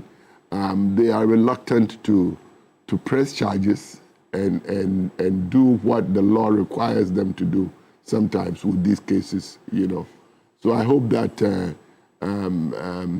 the right authorities have taken hold of the situation and that the woman should get the justice that she deserves. And I hope she's not going to return to that house. Well, the Ghana Police Service have picked up the man. They issued a statement to say they have arrested him and have arrested 2 of his sisters who, attempted to attack the lady who they suspect might have taken the video. The woman in question, though, the wife, has fled and her location is currently unknown. So they can't find her at the moment, but she ran away before the police arrived. Yeah. So her whereabouts are currently unknown. I'm going to come back to you in a moment to ask about the remedies for people who go to the police and they are told that they should, settle it domestically. But Honorable Fred, What's your initial reaction to this? Thank you very much. Good morning to our viewers, especially the good people of Guam constituency. Doc, it's a pleasure meeting you all the time. I am sad. I don't think that this should happen to any woman under the sun. And the state of Ghana must take full responsibility for some of these things. Sometimes we all play the ostrich, and we don't call the spade a spade. We dance around the issues. And I really wish it's a subject we have time to discuss, so that we can look at it from different perspectives. We have time to discuss it. And come to a conclusion. For me, these are things that affect us on a daily basis. These are things that we live with. And so occasionally we should devote time to talk about it. Now, marriage, relationships, sex, food, these are things that you virtually cannot do without. And yet, they are the things we give very little attention to and we discuss very little about. And so a lot of people don't even understand the whole institution of relationship, of marriage, of anything. And this is what their friends tell them, it's what they can imagine that they do. I think that as a society, we need to spend more time, right from our schools to our churches, everywhere, every social gathering, to discuss this subject comprehensively well. First of all, there are some doctrines in the Bible in particular, and our preachers will need to go back, have sober reflection, and how to go about these things. When you go and stand in the chapel every morning, Sunday morning, and you make the argument that God hates divorce, that what the Lord has put together, no man must put asunder. And so when people are living together and one is being killed, my pastor says God hates divorce. My pastor reminds me every morning that what God has put together, no one must put asunder. So let me remain in it and die. The first question is, which God has put these two people together? How did he become a husband and a wife? Because they were playing around behind the house, and the woman got pregnant, and so it ended up in marriage, and you think God instituted that, and so when it is not producing the right result, we must remain in it because the good book says so. Is that what it is? I don't know if you're getting the point I'm making. Yeah. For God to put something together, there are laid down procedures. There's a way it must come by for us to conclude that this thing was instituted by God. The fact that we, in a cosmetic manner, did our own arrangement, brought it to the house of God, and created the impression that we have done the house of God. And so even when things are not going on well, we still insist it must go. Now, go and check the statistics of how marriages are breaking apart. And as I say, I know this is a very controversial topic, and the kind of society we are, where sometimes it's difficult to even speak the truth, lest they come after you, they say all manner of things. But for how long are we going to be doing this to ourselves, really? Are we not going to confront the facts and speak the truth as they are and find a lasting solution? So the church has a huge responsibility. But the question is, that pastor who is supposed to be the one even talking, the church elder, how's his marriage in his own house? The man comes to church maybe that morning, he and the wife has been fighting the whole night. And he is the person who's supposed to quickly clean his face and clean his eyes and now come and mediate in your case. Doesn't really have even the capacity to do it. Because do we teach marriage in our schools? Is it not educational curricula that a man will leave his parents, a woman will leave his parent from their own cultural backgrounds, their own orientations, come and put up under the same roof, sleeping in the same bed, with different perceptions about how life is? Are we taught how to come to accept each other? And young men, do we really have the appreciation that women in particular will never be as they come across at the beginning, that naturally they'll go through a lot of biological changes, and so it's not the girlfriend you met maybe in your school days that will be with you forever and ever. And so when that time comes, you must be able to adjust, accommodate, and appreciate. Do we have all this appreciation? Or it has become a trial and error institution But even a man also doesn't remain the same way. I agree. You know, we all grow and we're forever changing. I agree, but maybe. Well, let me just leave it at that point. I don't want to. But the point I'm making is that it is a lot more. And so it cannot be an issue of try and error. Oh, there's societal pressure. I am growing old. My parents think that I must get married. So whether I'm psychologically prepared, physically prepared, I really understand what the institution of marriage is all about, then I jump in because I must get married. Otherwise, how can any man, truly and really, that blood is flowing through his head, that is breathing through his nostril, can strip a woman he calls his wife, naked, outside, holding 2 canes? Would even a slave master treat his slave like that? You know, and when somebody attempts to come in, he goes there, locks the gate, hitting the woman in the face. Did you just say the sisters attacked somebody who allegedly reported the video? Yes. So they condone what their brother is doing? I open my comment by saying that it's a failure of the state. If you go to other jurisdictions, the social welfare system is working and working well. In a circumstances like this, the state would have taken the woman away, take the children away, provide all their cares. They can isolate the man now and deal with the man.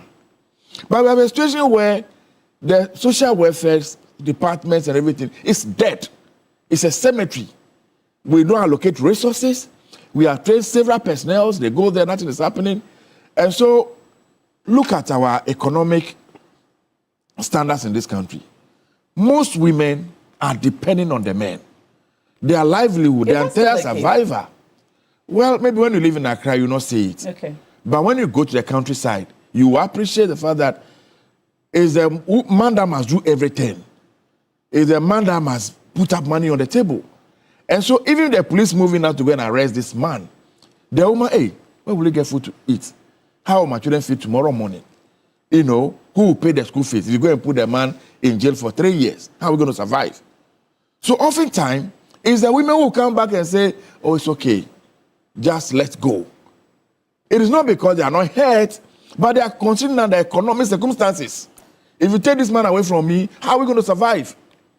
And this is where you would expect the state to move in, to give this comfort, that the state will pay the fees of these children, the state will accommodate this woman, the state will provide food and everything for the woman.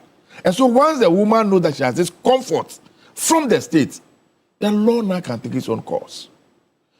The earlier comment you made that people said the bride price that we pay and blah, blah. You see, you can justify every wrongdoing. You can ascribe whatever you want to ascribe. Does it make sense to you?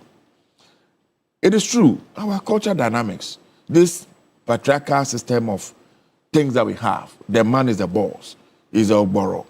You hear arguments like in some cultures where you have to give cattle out for a human being. So in the mind of the man, I've exchanged my cow with the human being. The human being has become my property. I deploy and use her as and how I want to use her. You know, it's a major problem. I am saying that we cannot play with the institution of marriage, relationship. It is the foundation of humanity.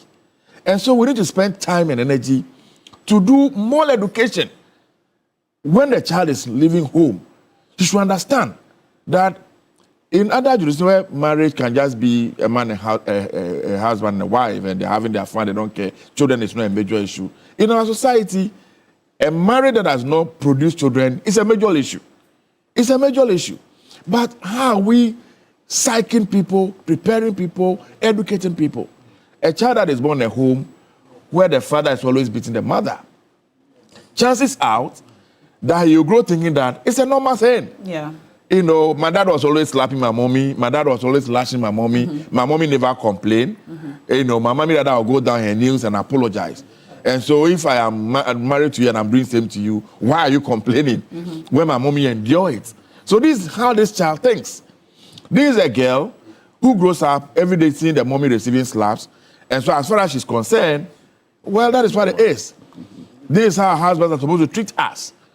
You know, and we haven't done much to educate. This thing comes up all of us will come around commentaries like we are doing now. It is past. Nobody even follow up to see what really has happened. What have we done? How has the state moved in? And it is a major issue. Marriage is a relationship. Two persons who have agreed to come together and coexist. We all have our rights. We need to respect each other. And I tell people every day, you cannot say that, Mommy, I've come to marry to you. So whatever your vision, whatever your aspiration, whatever your plans are, because of marriage, everything must be halted. And we have seen things like that, where men will even give women ultimatum. That, okay, marry me, or stop your career, or do this and that. All manner of funny things. The woman must not go to school again because he's married. The man must go, the woman must remain in the house. And some men, they are so scared to even empower their wives. Yeah. Because when the woman becomes rich, in their mind, she will not respect me again. I can't control her again. Right, you know. So let me the conversation, make it the conversation is a big one. That's what I'm saying. I will really have time to look at this issue and discuss them well. Yeah. The role the church need to play, the role the state need to play, the society need to play, our upbringing, the educational sector. It's something very multifaceted. And until we approach it from that perspective, I'm afraid we'll just be doing what we are doing now. That may not necessarily yield any results.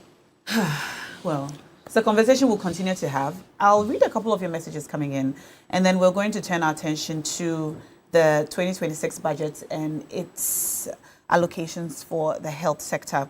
A few messages coming in. This one says, this is from lawyer Jacob Okai. He says, I'm a strong advocate for women. Being a father of 3 girls, you dare not do this to any of my girls. I have always held that any man who beats a woman ceases to be a man forthwith. A woman beating a man is basically... Okay, I'm not going to read the rest of your message because we don't want women to beat men either. But yes, thank you for sending that in. Good morning, Na. All right, this one says, Na and Roland and Beatrice and the entire crew, thank you for your good work. In fact, I was really wondering if this was a human being at all. Honestly, he should be arrested immediately and given a double dose of what he did. Nobody should talk about human rights for him when he's being handled. After all, the woman also had rights, which he ignored. Keep up the amazing work, TV3 Newday, and that's from Simon Yang, reaching us from Wa in the Upper West region. Thank you so much for sending that message in. And this one says, great inputs by Marian Darlington, a lawyer who spoke to us earlier. Having been an advocate and a key player in getting domestic violence law, Waju to Dofsu, training police, judiciary, social welfare in responding to such things, it is sad that we are back to the rise of these incidents. We'll be in touch later to discuss this phenomenon. Before we move on to our next topic, Doc, what are the remedies available to victims who go to the police, who are told that this is a domestic situation, and then they don't take the matter up any further? What should victims do in situations like this?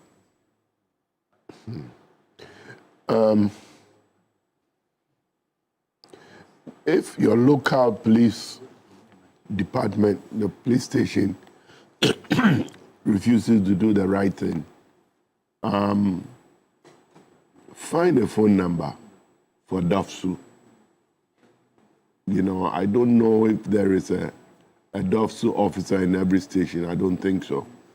But you should be able to, you know. And I always say that call a lawyer, even if you can't afford one. I mean, in my neighborhood, everybody knows I'm a lawyer. Everyone knows that you can always approach me and ask me a question. You know, I mean, call a lawyer. I believe every family should have a lawyer, you know. But that's not the case. A lot of these women are in communities where they don't know lawyers. And lawyers are not available to them. Call someone, call a pastor, call a lady you admire. Call someone. You know, don't sit on this, you know. No, I'm not interjecting. You see, all of us policymakers, and at any time we are making policy and discussing these things, our focus is only on the cities and towns. Yeah. we forget about the people who live far down there in the villages.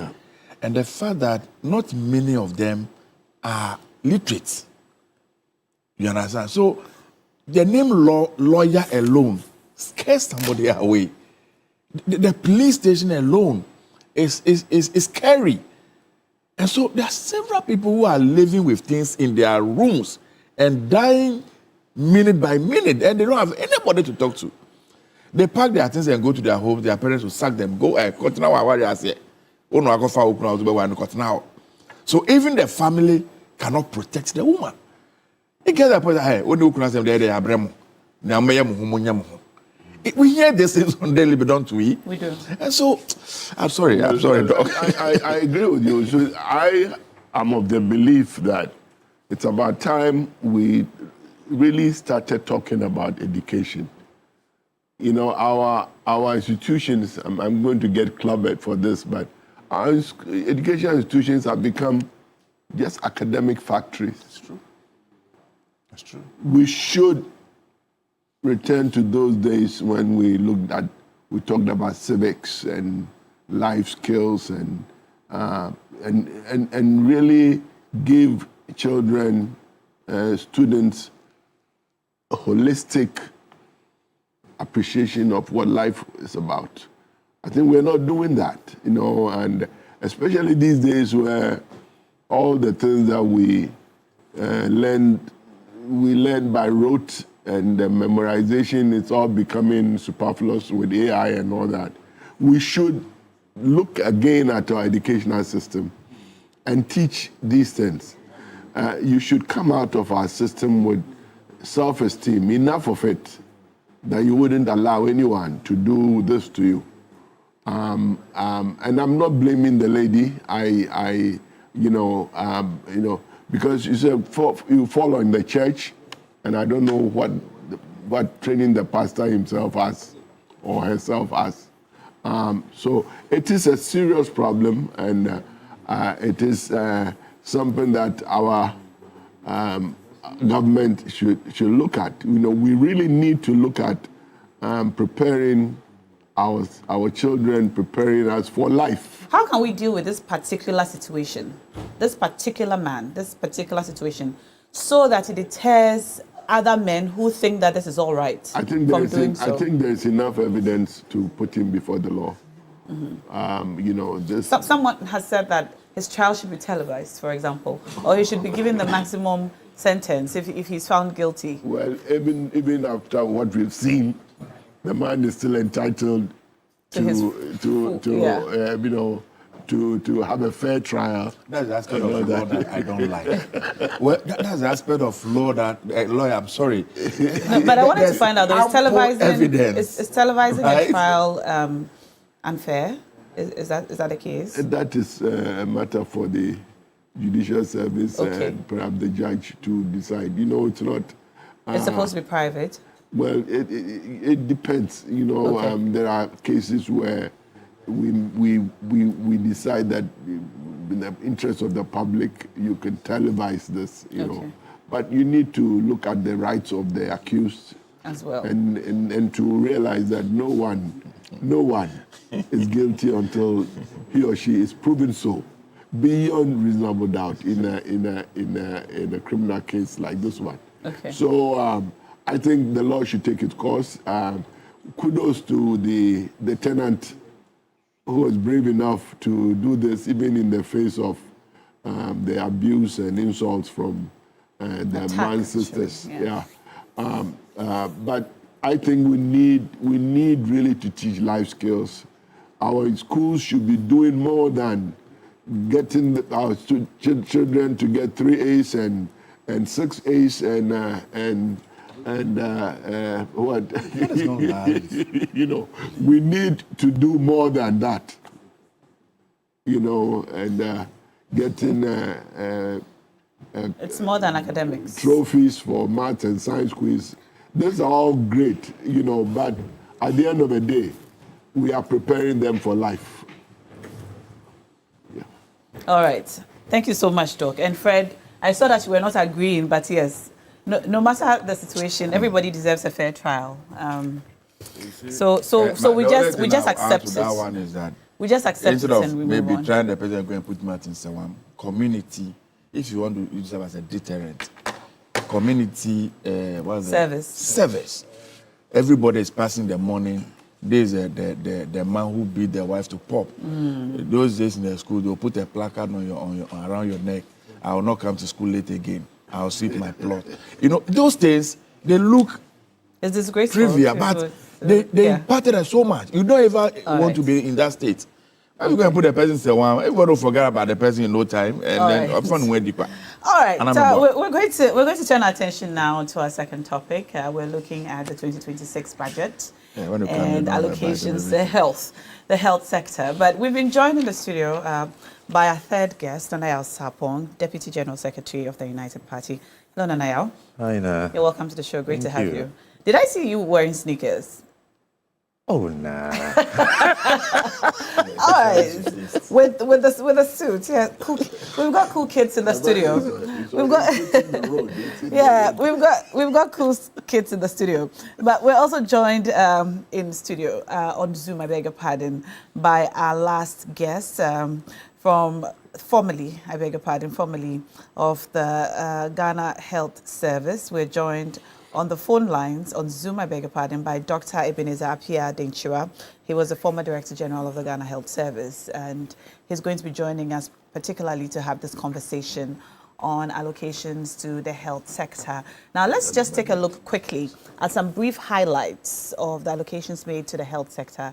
The allocations include a very heavy allocation to the construction of health infrastructure, and also as we strive to attain universal health coverage. So first, 11.4 billion Ghana cedis has been allocated to the health sector. 11.4 billion, that's a total allocation. And it includes the construction of 3 regional hospitals in 2026, the completion of 10 of the Agenda 111 hospitals, which began in 2021 under the former MPP administration, the upgrade of 7 hospitals for maternal services, and this is one that interests me a lot because of the many issues of maternal-related deficits in some of our health hospitals and CHIPS compounds. Then the NDC financing policy under Mahama Cares. All right, so for the 3 regional hospitals, the allocation is 600 million Ghana cedis. And then 474 million Ghana cedis will go towards nursing trainee allowances. And this is something also that has received a lot of advocacy and cry from our brothers and sisters in the nursing fraternity. Then 100 million Ghana cedis will go towards the completion of the 10 hospitals under Agenda 111, which was mentioned earlier. So 10 of these hospitals will be completed. The allocation is 100 million Ghana cedis.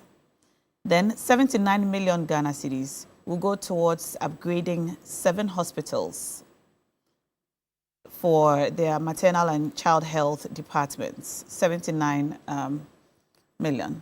And then 2.3 billion will be allocated towards Mahama Cares. All right.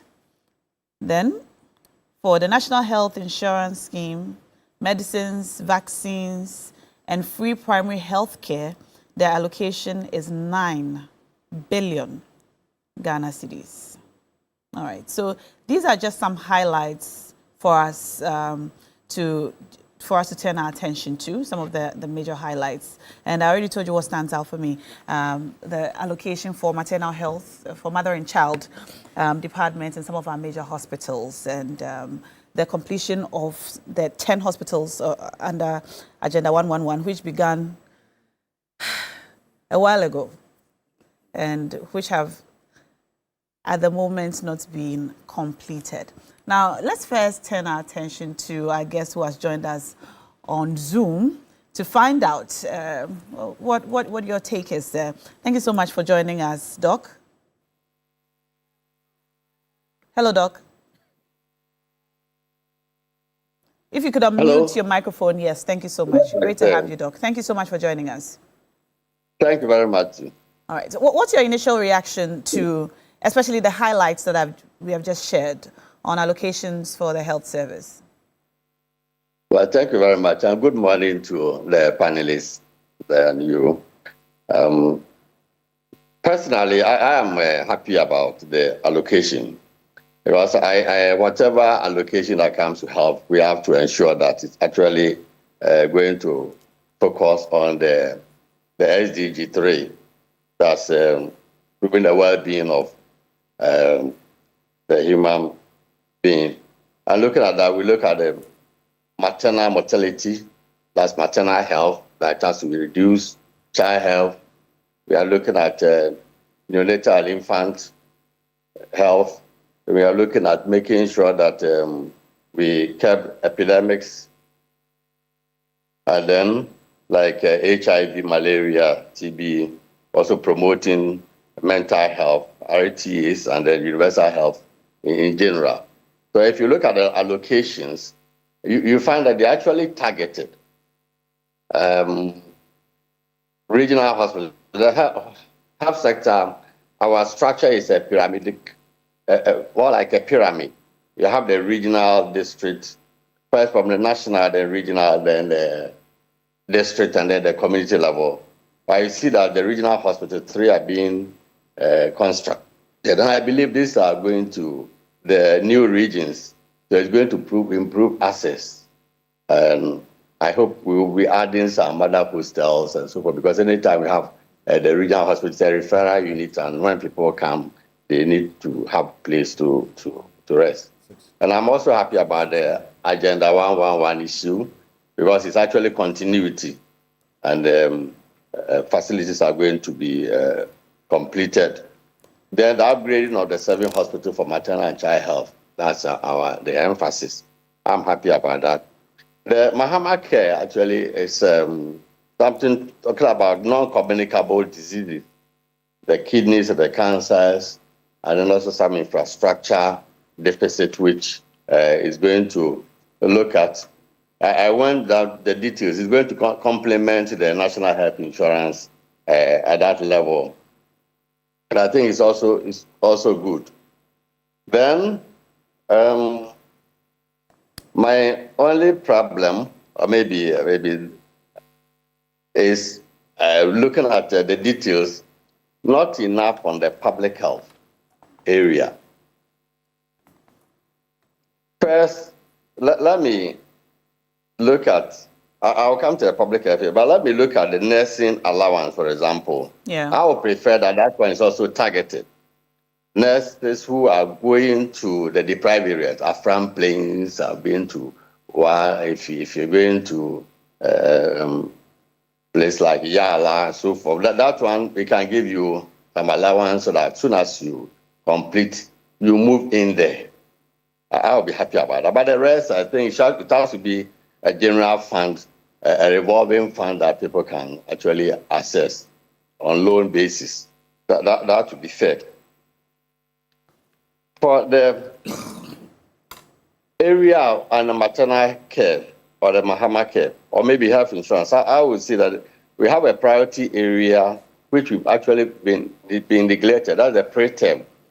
A lot is being done for mothers, children, but then the new needs.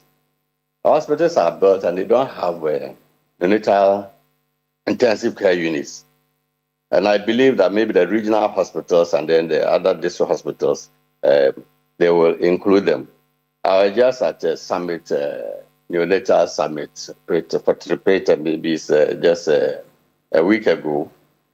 And we realized that we need to either put in some money in there if you want to save the lives of our babies. Babies are either born at term or preterm. So if it's preterm, then there should be something to support them. Doc, it's interesting you mentioned the point on neonatal ICUs, the NICUs. How many do we have in the country currently? Do you know? I don't know, but it's very limited. It's very limited. I know that it is just in the major hospitals. Okay. Okay. Yes. So allocating funding towards mother and child doesn't particularly cover NICUs. Not exactly. Now, normally, mother and child, we look at the services.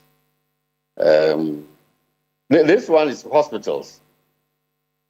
Is it the hospital is different from that's a mortar, bricks and mortar, but the service is different. The family planning, then yeah. But I mean, I've seen a lot of hospitals without even children's ward. Not even talking about the new children's ward, and that's why I believe that we need to make an input for that, and particularly because it's an indicator which is being measured. When we look at mother, child, infant, we are talking about new in Ghana is high. We are nowhere near the SDG target, and so we need to put in money to train the team. In fact, somebody came out of the team, the pediatrician, obstetrician. We have to have the psychologist, the midwife. They didn't have to work as a team. So we're proposing even a quality improvement team, training them so that they work as a team. And we also find that the mothers who stay there, their children are less than 2.5 kilograms. I mean, that's the birth weight, that's kilogram. However, they are not supported. I should think that if a mother, you have somebody like that, your stay at the hospital should be catered for. So your meals catered for, and the medicines should also be catered for, maybe under insurance. Okay. So it's an area maybe we have to look at the insurance and push it there so it covers them. Otherwise, we will not achieve our targets. I'm happy because it looks as if the allocations are actually targeting to improve the indicator that we have. So if we actually, the joint implementation, we work closely with the allocation and then continue subsequently, then we'll go far. Okay. All right, Doc, we'll come back to you, but let's come to studio now. I'll start with you, Nanaya Sapong. Are you satisfied with the allocations made for the health sector? Thank you very much, Na, and good morning to my senior colleagues. I went through tried to go through the entire budget, and first of all, I would start by congratulating Ato Forson for his brilliant presentation during the parliamentary session. I believe that the level of confidence within which he did the presentation was excellent, and I would want to see it reflect also in the delivery when it comes to the deliverables. The health sector, interestingly now, I have had issues with some of the projections and what has been stated, in as much as it's an excellent thing. I believe we could argue around the numbers and the areas or sectors within which those monies are going into. I'll start with a very controversial one. Number one, the allocation that is going into the nursing trainees. I have had a very strong stand against it. Why? I do not see why we should pay allowances to these nurses when they are in colleges. I think that the initial concept for the payment of nursing trainee allowances by President Kufuor was because at the time, people were not very much interested in going to the nursing schools. And there was a gap, all right, between the number of nurses we had in the system as against the patients in the hospitals. And so he needed to come out with some policy or a concept that would encourage people to take their children to nursing trainings. That is why it began. That is how it began. I see. I didn't know this. And once it is done, now it's everybody. I mean, almost all the young ones when they're in school want to be part of nursing because it's now attractive. I think that this whole nursing training allowance should be dealt with. We have other avenues where they can have monies to pay their school fees and to buy their books and to, take care of themselves. If I am going to do a nursing program in a university, and I am not entitled to take an allowance, and I have the opportunity to take a student loan whatsoever to be able to pay or assist my expenses, somebody, my colleague who is also at the nursing training, should also be allowed to go in for a loan or other avenues of financing their education. Now, you're looking at 474 million alone for this year going into allowances. These same students would come from school and they would come and complain that there are no facilities and equipment, tools for them to work with. Meanwhile, in a year, we are spending 474 million to pay allowances for free. Free money. When you are done and we are taking you to a village or a cottage to go and serve the same country that paid you to study, you would say, no, you wouldn't go. So if we can rechannel this 474 million. Now, look, we want to upgrade, I think, construct how many hospitals? I think is it Agenda 11110? No, the one that they allocated 600 million. That is the first one, the construction of the regional hospitals. Yes. We are allocating 600 million to construct and operationalize three new regional hospitals. Yes. And then we are spending 474 million to pay allowances. Do you not agree with me that if we had channeled that same money to the other three regions, okay, that do not also have regional hospitals, we would be heading somewhere? Have we looked at the aspect of retooling our hospital facilities? Because there is a gap in the tooling system, or what some will call the equipment that they use. If you go to Kolebu, you go to Konfanochi Teaching Hospital, go to Tamale Teaching Hospital, they are still having issues with water. And this money is going into free packets, just like that. I think that we should be able to look at it. I think, going through the numbers, I am of the view that they are great, but then we could look at other finance of the health sector. All right, we should be other able ways to finance the health sector. We should be able to encourage the private sector to come in. BOT and other financing contractual agreements. What does BOT mean? Build, operate, and transfer.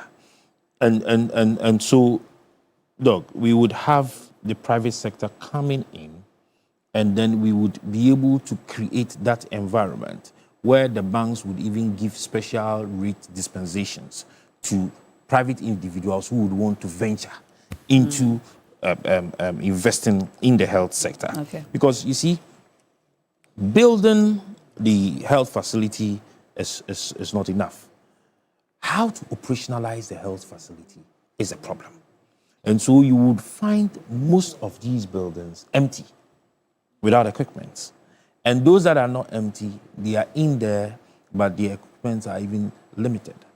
And you would find private individuals who operate very close to the hospitals, having all the equipment and the machines to be able to operationalize the same things that these hospitals could have done. Okay. Now, let's take Kolebu for an example. Okay, quickly, and then we'll come to just wrap it up. Fred. If you go to Kolebu and Konfanochi Teaching Hospital, these hospitals have been there for years. Have we looked at taking a reconstruction of these hospitals to meet modern times? It's embarrassing when you walk into Kolebu. It's embarrassing. I think Konfanochi is trying to have a facelift. So if we are looking at the entire health sector reform, let us look at it in a holistic manner. Okay. Let us put in incentives to be able to attract the private sector. If you go to other jurisdictions, most of the so-called state-owned hospital facilities belong to individuals. The state only has some limited amount of shares in it because they would want to be able to put it in such a way that the ordinary citizen or the public can have access. But are we able to do that as a country? These are huge numbers. These are very nice numbers. I mean, looking at the Mahama Care, 2.3 billion. The kind of diseases that is going to take care of. Yes. All right. I mean, it's brilliant. We have many of our people who are not able to afford some of these medications. And these diseases are on the rise. And yeah, of course, that's where I've come to. These diseases are on the rise. I mean, if you take, I don't have the statistics, but today, you would have very young individuals, very young, very, very young, who have issues with kidney, who have issues, diabetes, who have issues with BP and other things. It's become very common, a very common disease in our system now. Of course, it's beautiful. But you see, if you look at it, it's at the top level. Dropping it down to the district and to the villages. All right. Are we able to have that health architectural design that at every level the person does not even need to travel from where they are into the Qualibus and to the regional hospitals to get help?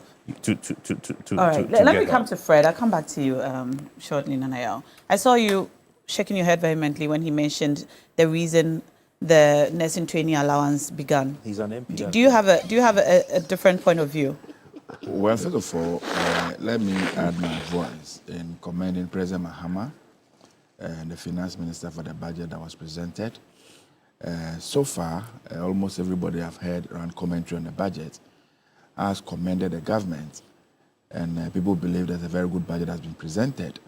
The only caution admonition is that it must move beyond being a paper document into a full-fledged implementation document that Ghanaians can benefit from. The impact is what everybody is calling for.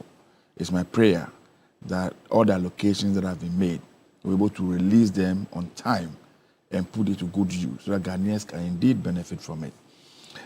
Now, the history of the allowances. Yeah. It's important to maybe want to even go back. If you go and check the Ghana's history very well, educational have allowances and have allowances dates back to the days of Dr. Kwame Nkrumah. It was around 1969, yes, when the UP people took over that way, that they canceled all the allowances. When the PNDC came in 1981, at the time Nigeria has found oil. A lot of professionals have deserted Ghana, teachers, nurses, everybody left for Nigeria. And so in order to get people to go to our schools and teacher training colleges and nursing training colleges, the PNDC administration introduced these allowances as an incentive for people to go in there.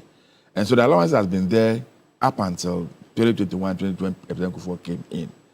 Now, before MPP left office in 2009, they have done a study. And there was even a document that where Ghana has gotten to, this continual paying of allowances was not, good for our economy, and that we should migrate all of them into student loan scheme, because all the colleges of education and colleges of health institutions are now become diploma awarding institutions. And so, if your colleagues, like rightly said, those of them who are doing nursing at Legon, at Tech, at Cape Coast, and they are doing degree or they are doing diploma, and they are taking student loan, why should those who in the training colleges who are doing the same degrees or diplomas be taking student allowance? That is not equity, that's not fairness. And that we should channel that resource rather into the expansion of educational infrastructure, so that when they finish school, we can easily employ them. Unfortunately, our very usual politics will not allow this thing to remain. It became political banter here and there, and now we have brought it back. What I would expect at this point, instead of Ministry of Health be the one paying these allowances, I wish that these allowances are taken to the district levels. Now, everybody wants to enter teacher training college or nursing college, go to a district, and then go and express an interest, sign an agreement with the district that I want to go to training college. The district will sponsor you to go to college. You have is it a bond? A bond, yeah. You sign a bond that when I finish college, for the next 5 years, I'll come and work in that district. You mean take the allowance from the district or sponsor you? The allowance should be taken to the district level. And the entire sponsorship? Yes, you go to the district. So that if you come to Guandis, maybe you are looking for nurses. We are looking for teachers. So money is there. If you go to Accra Metro, they say, the place is choked. Our money is finished. The available money now, maybe it's in the Guan district. So you come to Guan district. We'll sign an agreement with you. We'll sponsor you. When you finish your college of education or your nursing college, you come to Guam now and come and serve, at least for 5 years. So that this issue of people not accepting posting to rural areas, rural communities, will be taken care of. I don't know if you're getting the point I'm making. Will largely be taken care of. That's one of the things that I would expect us to do. Another issue about, before we left office in 2016, we introduced a program we call Doniado Healthcare, where we had these ambulances, well-equipped, that were supposed to go to rural communities and all that, and provide health care. We have health assistants, we have medical doctors, some cases that will go to our communities. It was a very, very laudable idea. I want to see that and come back. A few weeks ago, I organized health screening exercise in my constituency in collaboration with an NGO. We did free health screening, we did free medication, we subsidized the glass that were given, operations were free. And the patronage, we attended close to 1,500 people in 2 days. These are people who are living with conditions. In some cases, money to even pick a car from one point to the hospital, it's a problem. And when you go to most of our hospitals, for instance, these specialized health concerns, they will tell you the eye doctor, let me put it that way, comes once in a week. The dentist, the eye doctor, so that at least makes general understanding, comes once in a week. The teeth doctor comes once in a week. And so this old person in the village cannot go and come. So if you have the Oniado one that they guarantee the health care to their communities and household, I think to do a lot of good. So I want the minister... is it similar to the community health nursing? This one is quite different. One is a van. Okay. The theater, everything is within... It's a mobile hospital. It's a mobile hospital, that's right. Those who are living behind the liver bank and all those things. So it's something I think that Ministry of Health should pay particular attention. So where are the vans now? Unfortunately, we left office. Most of them were packed. The last time I saw, packed all over the place. So they're still there. They're just not in use. They are not in use. I think we can. So then that's something that can be used over 10 years or more. I don't know their current state, but it was a very, very laudable idea that President Mahama introduced that I want to plead with the Ministry of Health to look at it if we can go back there to help. Monies have been allocated to the health sector in the budget. Quite huge sums of money. 11 point something billion Ghana cedis. National health insurance alone is taking about 9 billion of that money. National health insurance. When the doc was speaking earlier, he said that on the nursing training allowance, I believe he said that perhaps the nurses who agree to go and work in areas which are deprived should probably be given those incentives to go there. And similar conversations or suggestions have been even made for teachers as well. But we're not talking about education today, so we can remain on health. But I just want to come to talk. Oh, yes. I finished. Oh, you weren't done? Fred, I'm sorry. I didn't realize that you were not done. I just have an introduction. That was your introduction. I just also introduced it. That was a very long introduction. I didn't speak to the budget. I just spoke about the Oniado thing, and I helped to strengthen the issue about allowances. Forgive me for misunderstanding. The next thing I did Forgive me for misunderstanding. Fred, go on. What? General Secretary. The General Secretary has not bribed anybody. Yeah, so national health insurance is a good one. What we want to avoid around this time, people who render services to the health institutions, and for months and for years, monies have not been paid, and all those things. And several people have complained in time past. They go to hospital, and if you have national health insurance, they don't even attend to you on time. And even when they do, the medication that is given to you is not up to scratch. And some hospitals will immediately give you a prescription and say, we don't have medicine in stock. Go to the pharmacy and go and buy. If you do all those, it defeats the purpose of the national health insurance. And I have confidence in the current managers of the National Health Insurance. They should deepen it. They should make it very fashionable so that Ghanaians can indeed benefit from National Health Insurance. Mahama Care, whichever we look at it, communicable diseases are becoming a major headache. I don't know what we are doing with preventive health care. We need to pay attention to preventive health care. Like Nana, you rightly said, the age, when we're young, BP, diabetes and all these things were people for the aged, 60 years and above, 70 years and above. But today, people below even 20 years are living with some of these conditions. And these are conditions if God hasn't intervened, you are going to live with for the rest of your life. Yeah. You know, because they don't have a permanent cure. You have to be on medication for the rest of your life. To manage it. You know, you have to be managing it until the day you exit. I'm happy the president, they are allocating money. Today, if you want to go and buy some BP medicine, and you have to take this medicine every day, every blessed day. And so at least this care, 2.3 billion has been allocated to take care of some of these diseases. I think it's not a bad one. One of the things that I saw in the budget that really excites me is about the pharmaceutical products. This is an age, Mother Ghana, or several Dr. Kwame Nkrumah's Ghana, to still be importing everything into this country, including paracetamol. For me, it doesn't make sense. It doesn't make sense. All these medication that we take, they are produced on these same herbs. Can we push more money into research? The Noguchis are there, and all these research institutions, can we give them more money? Can we help them to turn these, our herbs, into medicines that, you know, we can take at our hospitals? Because if you go and check the weight bill, the money we spend in importing some of these things, these drugs into our country, when we can as well manufacture them here. You go to India, you go to these places, and we bring them. Why can't we manufacture? I'm happy to know that adequate provision has been made. It must go beyond just the provision. We must give them the necessary support that they need to go. 6 additional, 3 regional hospitals are coming up. My region, the OT region, President Mahama himself promised that we need a trauma hospital on that long stretch. I pray it comes to pass. Yes, lobbying. Yes, the OT is very, very deprived, so we need it. Agenda 101. Yeah. Unfortunately, pump and pageantry, all the things we had, not even one is in use at the time. We are moving on. Left office. No, we can't just move on. We are moving on. We are going to complete about 10 of them now. Yes. In 2020, 6 budgets. Which is laudable. Which is good. I pray eventually able to finish all. 3 district hospitals are coming up. That is good. Let's get healthcare close to the people. They say a healthy man. 3 regional hospitals. 3 regional hospitals. Yes. And 2 district. And 2 district hospitals. A healthy man is a wealthy man.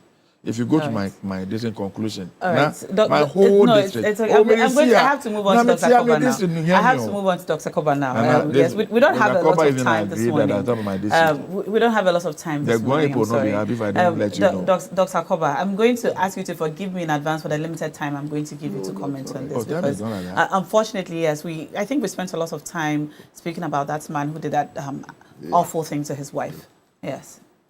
Now, I think that we should all be thankful for Dr. Forson. I think that this budget gives you the impression that this is a government which is in touch with what is on the ground. It just happens that last week, my son came home with a broken arm. You know, he had fallen at school and he didn't report it. He just came home.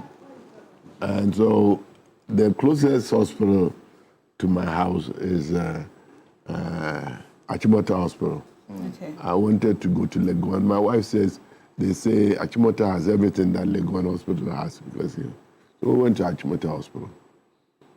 We went to emergency. Make a long story short, now there was a debate between the nurse and the doctor whether he should go and get x-ray. And this doctor, young man, probably looked like my grandchild. This young man asked for the child's name, mother mentions the name, he begins to write the wrong name. So the mother says, it's not the right name. You know what he told my wife in front of me? It doesn't matter. And then he says, this is a slip. Take this to a private x-ray place because it's 6 o'clock and our x-ray department is closed. Boy. So we should go to La Paz Community Hospital or whatever. So we left and I never went back.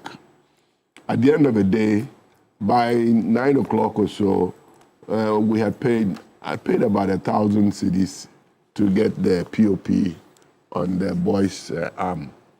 Now, I can afford it, probably. What about my cousin in Commander? You know, so you see that these allocations to help is very important. It's one of the things that we should look at. In fact, I looked at the budget. Education is top. So education takes most of our tax money. But health, rightly so, is the next thing.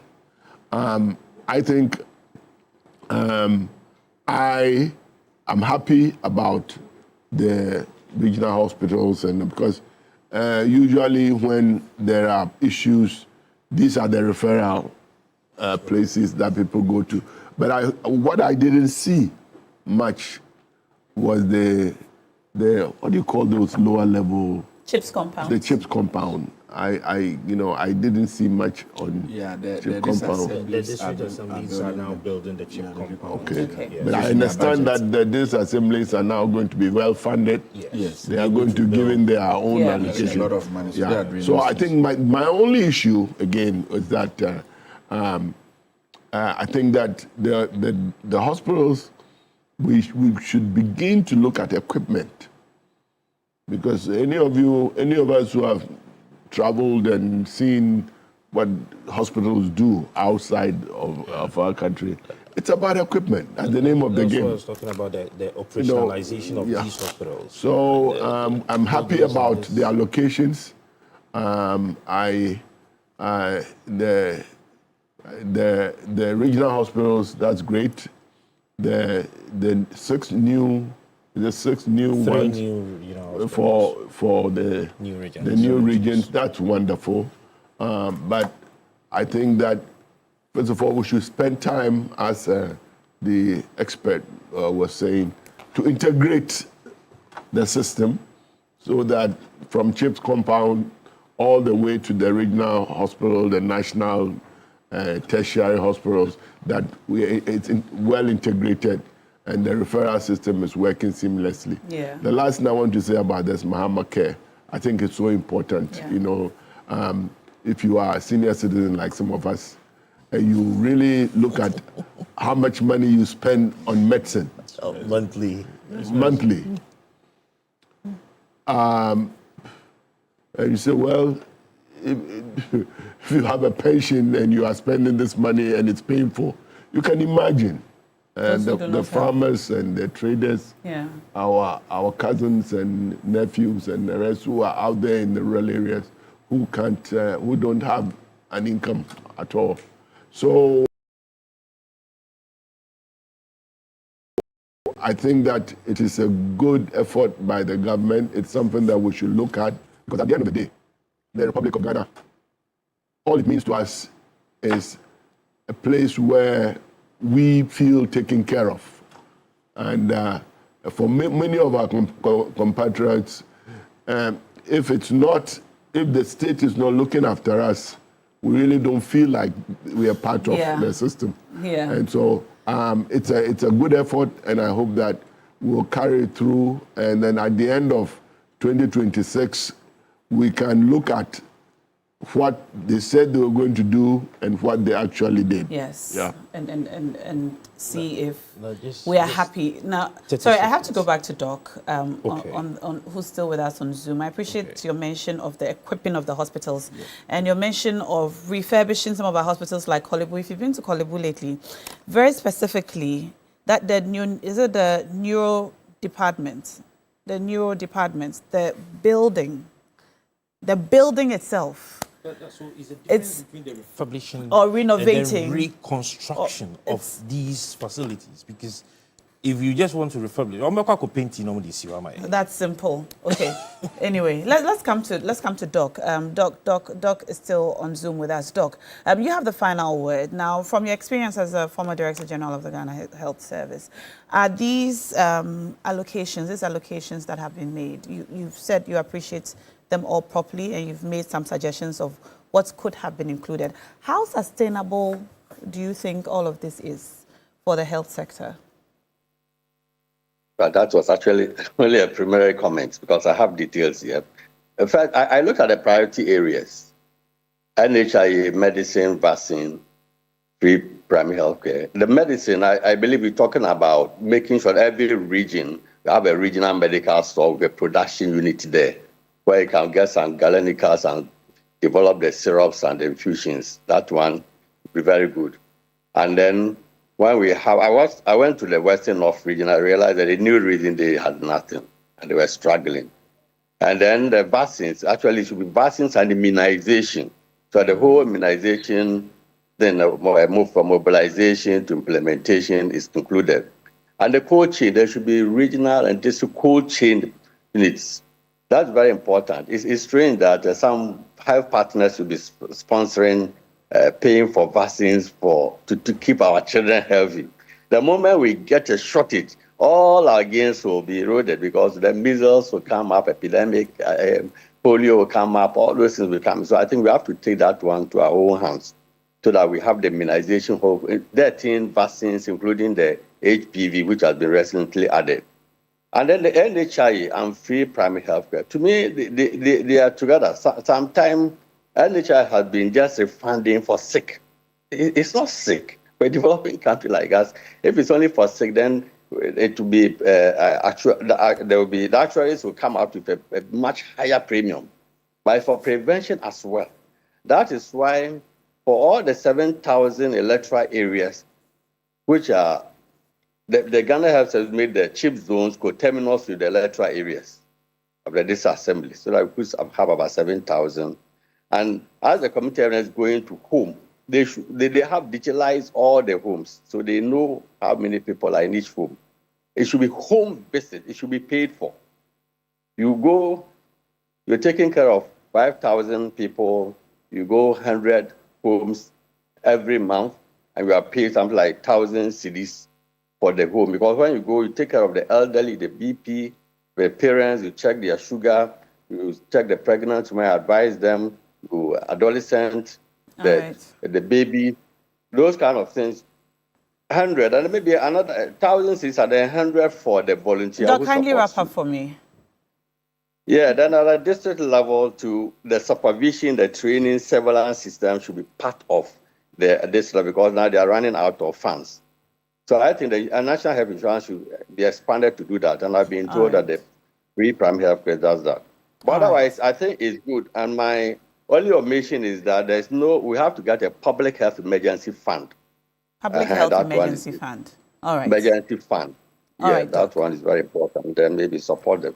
All right, Get Doc. also a room for the private sector. Unfortunately, we have to end our conversation here, Doc. But thank you so much for your input. The Public Health Emergency Fund, the need for the neonatal intensive care unit, I can't help but agree with you.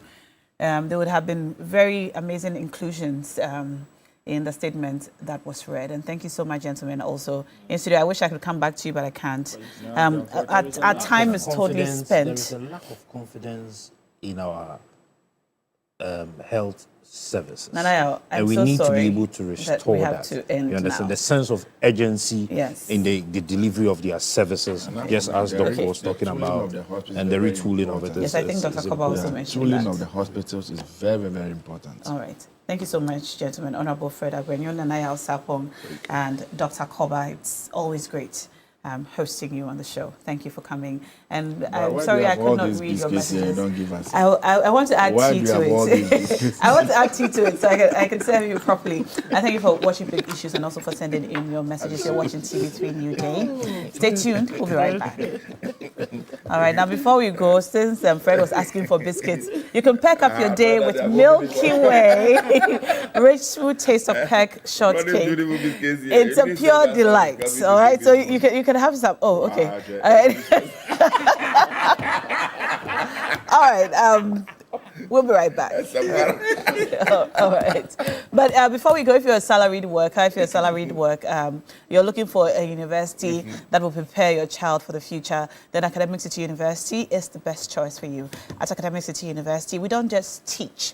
We nurture creators, innovators, leaders who shape tomorrow's world. We offer undergraduate programs in engineering, computational science, Business and Communication Arts. And our BSc in Artificial Intelligence, Robotics Engineering is the very first and the only one of its kind in Sub-Saharan Africa. With world-class facilities and industry-experienced faculty, our students don't just learn the latest technology, they create it. And if you're a working professional or a young graduate and you're looking to do something extra, we've got you covered too with our MSc programs in cybersecurity and data science analytics, as well as our professional certificate programs. So at Academic City University, our programs are practical, they're relevant, they're future focused, and they're just for you. So give us a call today on 026-269-3870 or visit act.edu.gh for more information. Admissions are now open. Academic City, make your mark. All right. I think we're going to show Blaster match at 11. All right. Now, if you want to look smart and fashionable, visit any Woodin boutique nationwide today. Woodin offers you amazing collections of authentic African fabrics and ready-to-wear outfits that come in beautiful designs and colors for men and for women. With Woodin, you can get creative and versatile with our designs. Be confident and show off how truly African you are in Woodin. Go to any Woodin boutique near you today and choose from a variety of trendy products to complement your unique style. You can also follow Woodin Fashion on Facebook and Instagram at Woodin Fashion and on TikTok at Woodin_fashion. Woodin Le Créateur. All right. So that's it. That's it for TV3 Newday today. And we're going to go live for the city at 60 currency launch now happening. All right. So stay tuned and enjoy.